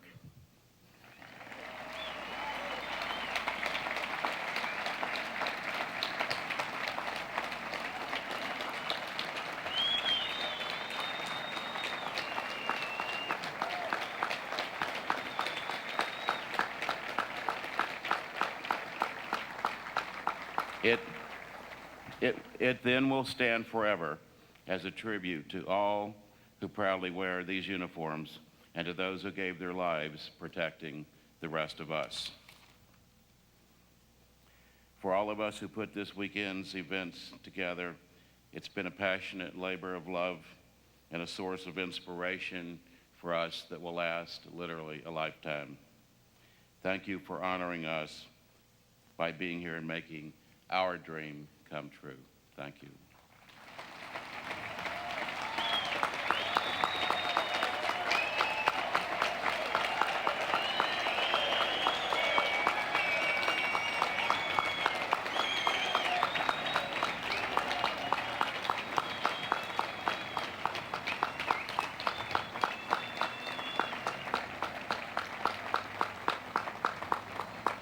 Thank you. When I make it to New York next, I want to be driving so many fire trucks.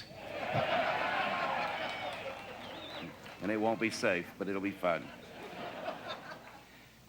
And I'd like to introduce a guest that's not on your program, but we're very honored to have here with us today to say a few words to you, the Governor of the State of California, Gray Davis, and California's First Lady, Sharon Davis.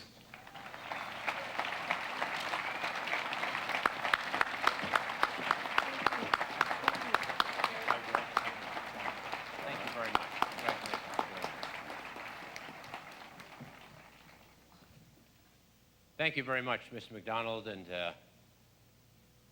thank you, my good friend Chuck Yeager. It's good to see him again. George Grasso representing the fine New York Police Department, and thank the police officers from New York for being here. I'm a New Yorker. I come from the Bronx. And I am happy to see the firefighters and the police officers here in the heart of California. God bless you.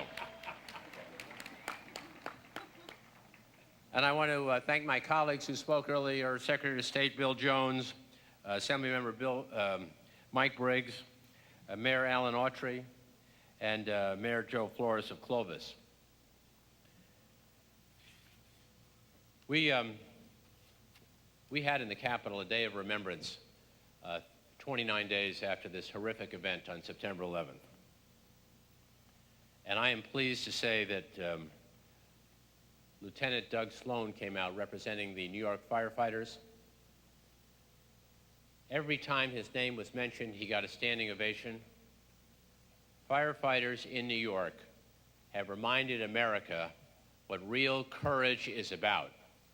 When most of the people were rushing out of the World Trade Center, they were rushing into the World Trade Center. And when some of them were asked what were they doing climbing these stairs when everyone else was descending their stairs, they said, "Ma'am, we're just doing our job." This is real courage, devotion to duty, and as it turned out, sacrifice. And that symbol rallied a nation and is part of the reason why we are here today to thank the firefighters, the police officers, the emergency rescue workers, all the public service workers who cared for the citizens of New York and the citizens who worked at the Pentagon.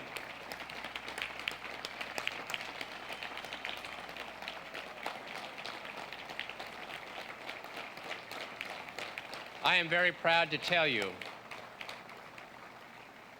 that on the last day of the legislative session, which was 4 days after this horrific event, I asked the legislature to write and pass, and they did, a bill that changed our Victims' Compensation Fund and did a number of things, but one thing it did was allow California to write a $1 million check to the New York Victims Fund to help the people who were killed during that attack on America. And I'm very proud that on the day that Lieutenant Sloan was there, the firefighter unions from all the fire agencies up and down this state got together afterwards, raised money, and handed Lieutenant Sloan a check for $3 million to help the victims of the attack on September 11th.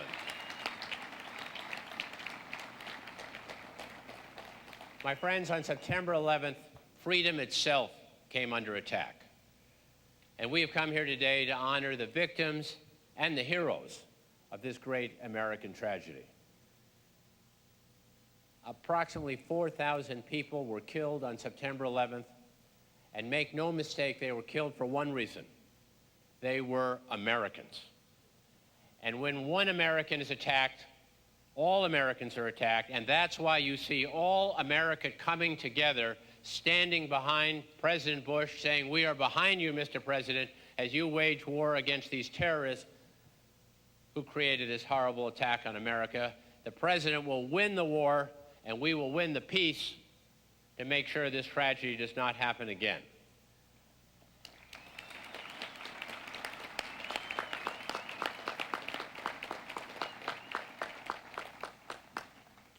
You know, whatever your religious tradition, we believe that out of evil comes good.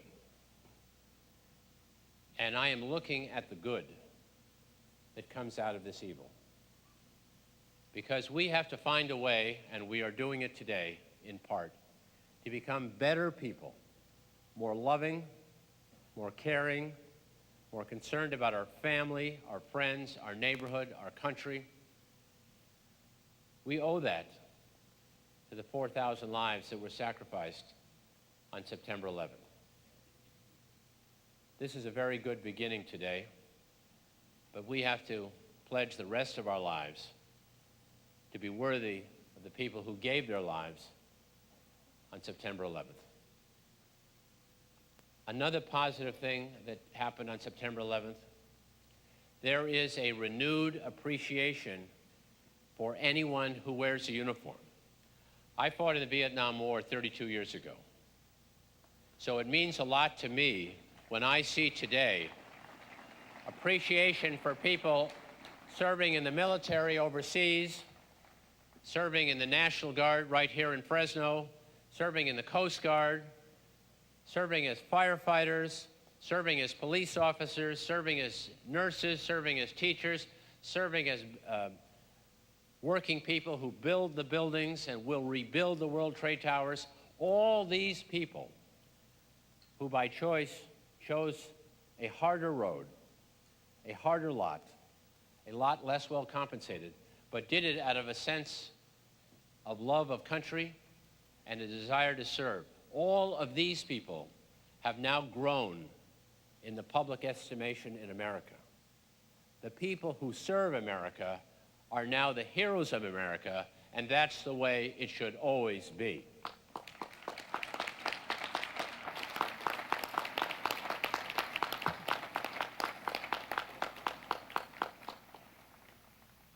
Finally, let me say this.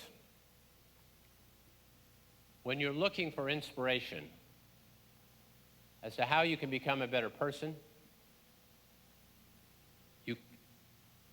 you could do a lot worse than to admire the heroism of the people on Flight 93.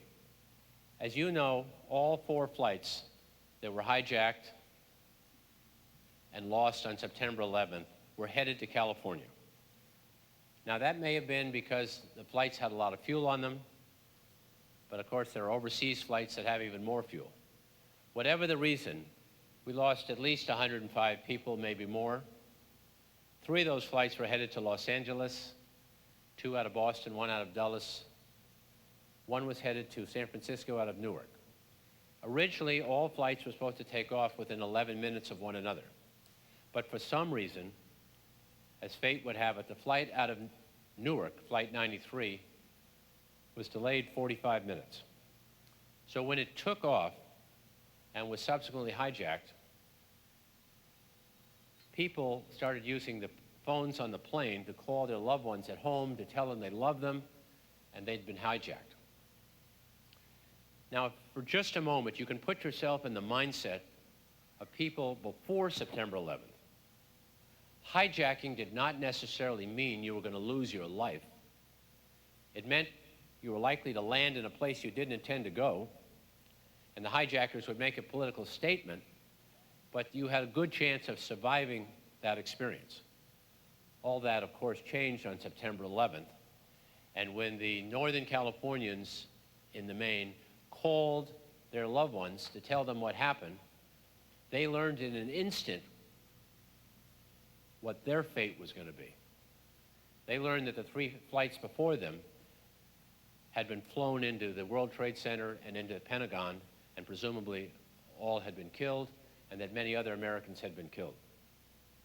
And we now know from the cell phone recordings that the passengers on Flight 93 resolved that not one more American life was going to be taken by these hijackers. And in classic American tradition, they called all the people and coach to the back of the plane. The hijackers and the terrorists were in the front of the plane. And they took a vote as to what they should do. And the passengers voted to overcome the hijackers. Tom Burnett's now famous line, "Let's roll," was the result of a vote by the passengers. They were not going to stand for any more terrorism. If they had to die, no one else was going to die. And we now know from the cockpit recordings that there was a big struggle in the cockpit of the plane. The plane nosed over and crashed in the countryside in western Pennsylvania. Intelligence services believe that 1 of 2 targets was intended for this flight, Flight 93, possibly the White House, more likely the U.S. Capitol. I think it's a source of tremendous inspiration to think of these people on Flight 93 staring death in the face, still being able to summon up the courage to spare additional American lives. Surely this is one of freedom's finest hours.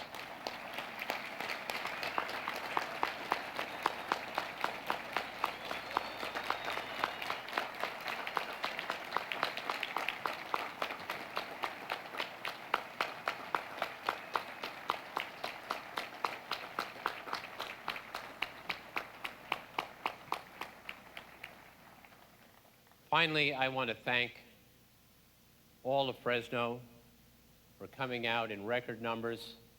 This is the heart of California. This, incidentally, is where Sharon and I spend Veterans Day, last Veterans Day. This is where we march on 4th of July, because people in this part of California understand what it means to be a patriot. They understand what it means to care about country. They honor and reward service. And you can't do a better job of rewarding service than to reward the firefighters and the police officers, particularly in New York City, but all across America, who every day put their life in harm's way to protect us and let us achieve the American dream. God bless everyone who wears a uniform. God bless the firefighters. God bless the police officers. God bless the medical rescue personnel. God bless all of you. God bless America. Back here live in Clovis, Warren Armstrong with Graciela Moreno. What a remarkable day it's been here, a remarkable afternoon here in Central California. Just a short time ago, the Deputy Commissioner of the New York Police Department, George Barrasso, said, New York will never forget this day. Well, certainly, Fresno and the Valley will never forget this day either. Many of the firefighters and police officers for New York said they had spent hours, days at Ground Zero. They needed a morale boost to pick me up, and they were so thankful, grateful, and just really heartwarmed that the Central Valley would do this for them. We hope that you will join us tonight for Action News at 6 as we bring you all the pictures and all the stories behind this incredible touching event.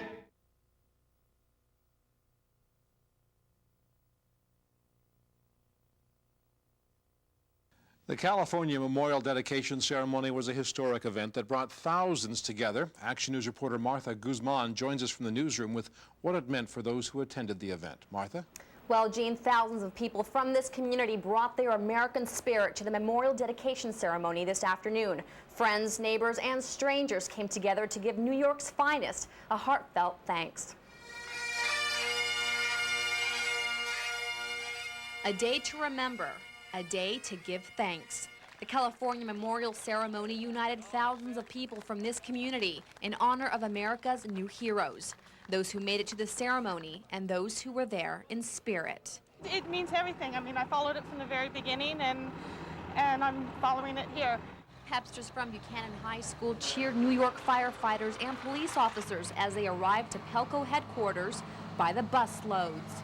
Even though we're 3,000 miles away, that we still love them and support them and thank them for everything they've done for us, and they truly are American heroes. To Joanne, okay. Little ones flocked to New York heroes to take pictures and get autographs. Grayson Fonda wants to be a firefighter one day. Whenever I see a fireman go by, I just like to want to rescue people. Adults also greeted firefighters with hugs and plenty of thank yous. God bless you! Grateful that they would do what they've done for us, that they would do it without even thinking that their job is that much a part of their life. The ceremony brought moments of tears and plenty of patriotic cheers. And then there was the music that seemed to invoke the most emotion.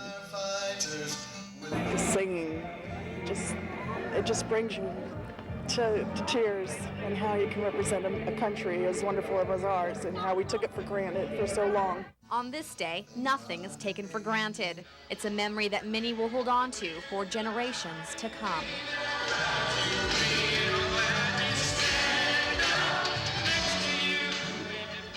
And many of the people we spoke with today say they couldn't be more proud of this community for reaching out to our heroes in New York. They say it's a day they'll never forget. Live in the newsroom, I'm Martha Guzman, ABC 30 Action News. Thank you, Martha. Well, more than 1,100 New York firefighters and police officers were the honored guests today. Many of those who attended the ceremony in Clovis were directly involved in the rescue and recovery efforts at Ground Zero. Action News reporter Richard Montano continues our coverage live from the California Memorial. Richard? Gene, on September 11th here on the West Coast, people could really only watch the horror unfold without really being able to help because we were so far away. Today was about recognizing 1,100 firefighters, Port Authority workers, policemen, and their families, and looking them in the eye and saying thank you.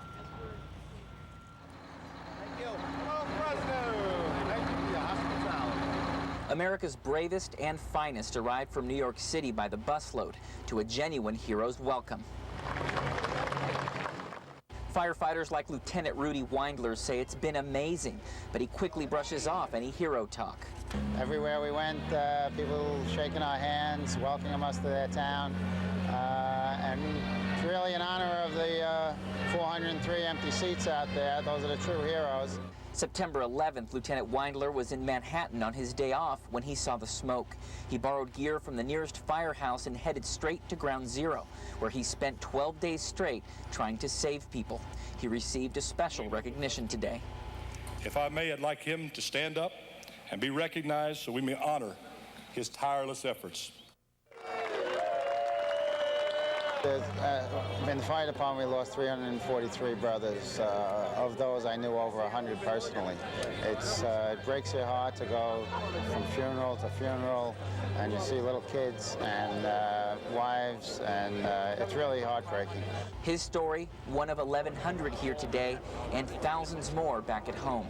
Everyone came to dedicate this memorial. The flag raised by the same men shown in what's now a historical picture from Ground Zero. A cold stone and plaque warm with the faces of lives lost. The ones I put up are pretty good friends of mine, and I just wanted to bring them here with us. You know, they're still in our heart even though they're not here. Lost a lot of men, and families lost a lot of fathers and husbands and stuff like that. This plaque sets in stone the pride and gratitude people of the Central Valley feel for the fallen heroes. Today's celebration was about those still alive running to danger when duty calls. Reporting live from Clovis, I'm Richard Montano, ABC 30 Action News. Thank you very much, Richard, for that report.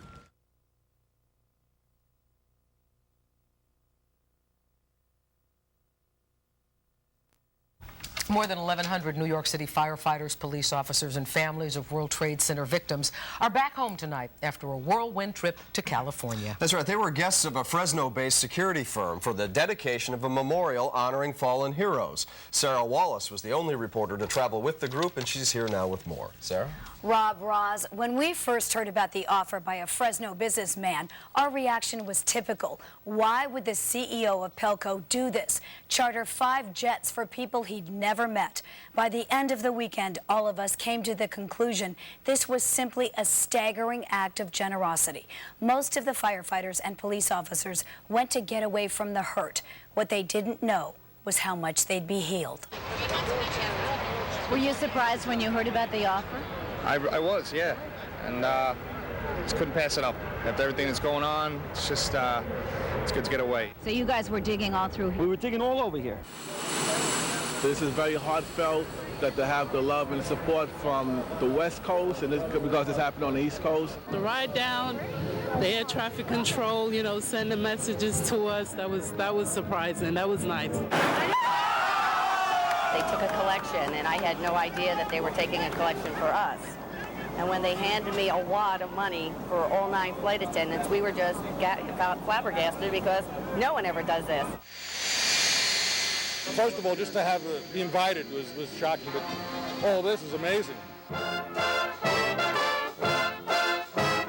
This is something the guys could use, you know, because they've been battered for 3 months now, and this, you know, this outpouring from California is unbelievable. Thanks for having us. How are you? It's hard to believe that on the other side of the country that there's this much appreciation and gratitude for us. It's not political. I'm not a political person, and it's not to curry favor. There's no one we need to curry favor with, maybe except for these heroes that are coming out today. Seems like the least we should do. He said it's the least we could do. Well, I don't think least is the correct word. This is fantastic. Is this a mixture of emotions for you? Yeah, it is. You cry, smile, you cry. Yes, my brother's right there. It's amazing that, you know, that's this far away. They're still thinking of us as if they were right there. Very emotional, as you can see. When I saw his name on the chair, I realized it's a missing chair and it'll always be an empty chair. I've just been fighting the feeling to cry since I've been here. And I think today is going to be another breakdown day for me. Does that help a little knowing how much people care? Yeah, it feels great. It really does. When they started playing the bagpipes, it goes right through you. You think about the fallen brothers and what they sacrificed. And then next thing you know, we're at the ceremony and everybody's laughing again. It was a real emotional roller coaster ride, the ceremony. Now every time I try to sleep, I'm haunted by the sound. The firemen pounding up the stairs while we were running down. There were tears in 3,000 eyes, but there were tears of sadness, then tears of joy. To have children come up and see the look on their faces when we actually signed their little programs, it took away some of the hurt. We didn't know why we came out here. We didn't know what to expect. Now we know why we came out here. This is truly a memorial that goes from the East Coast to the West Coast. If this doesn't unite the country, I don't know what does. You felt like a king. They treated you like a king. It was, I was never treated like that in my life, and I'll remember this forever. The people of Fresno and the people of California, I'll never forget what they did for us this weekend. All the men will never forget this. A final word about character. When we were in California, the New York City firefighters learned that a Fresno fireman had recently been killed in the line of duty. Within an hour, the men had dug through their pockets and collected $7,000 for the family. Tonight, as soon as they get off their regular shifts, those men will be back searching at Ground Zero.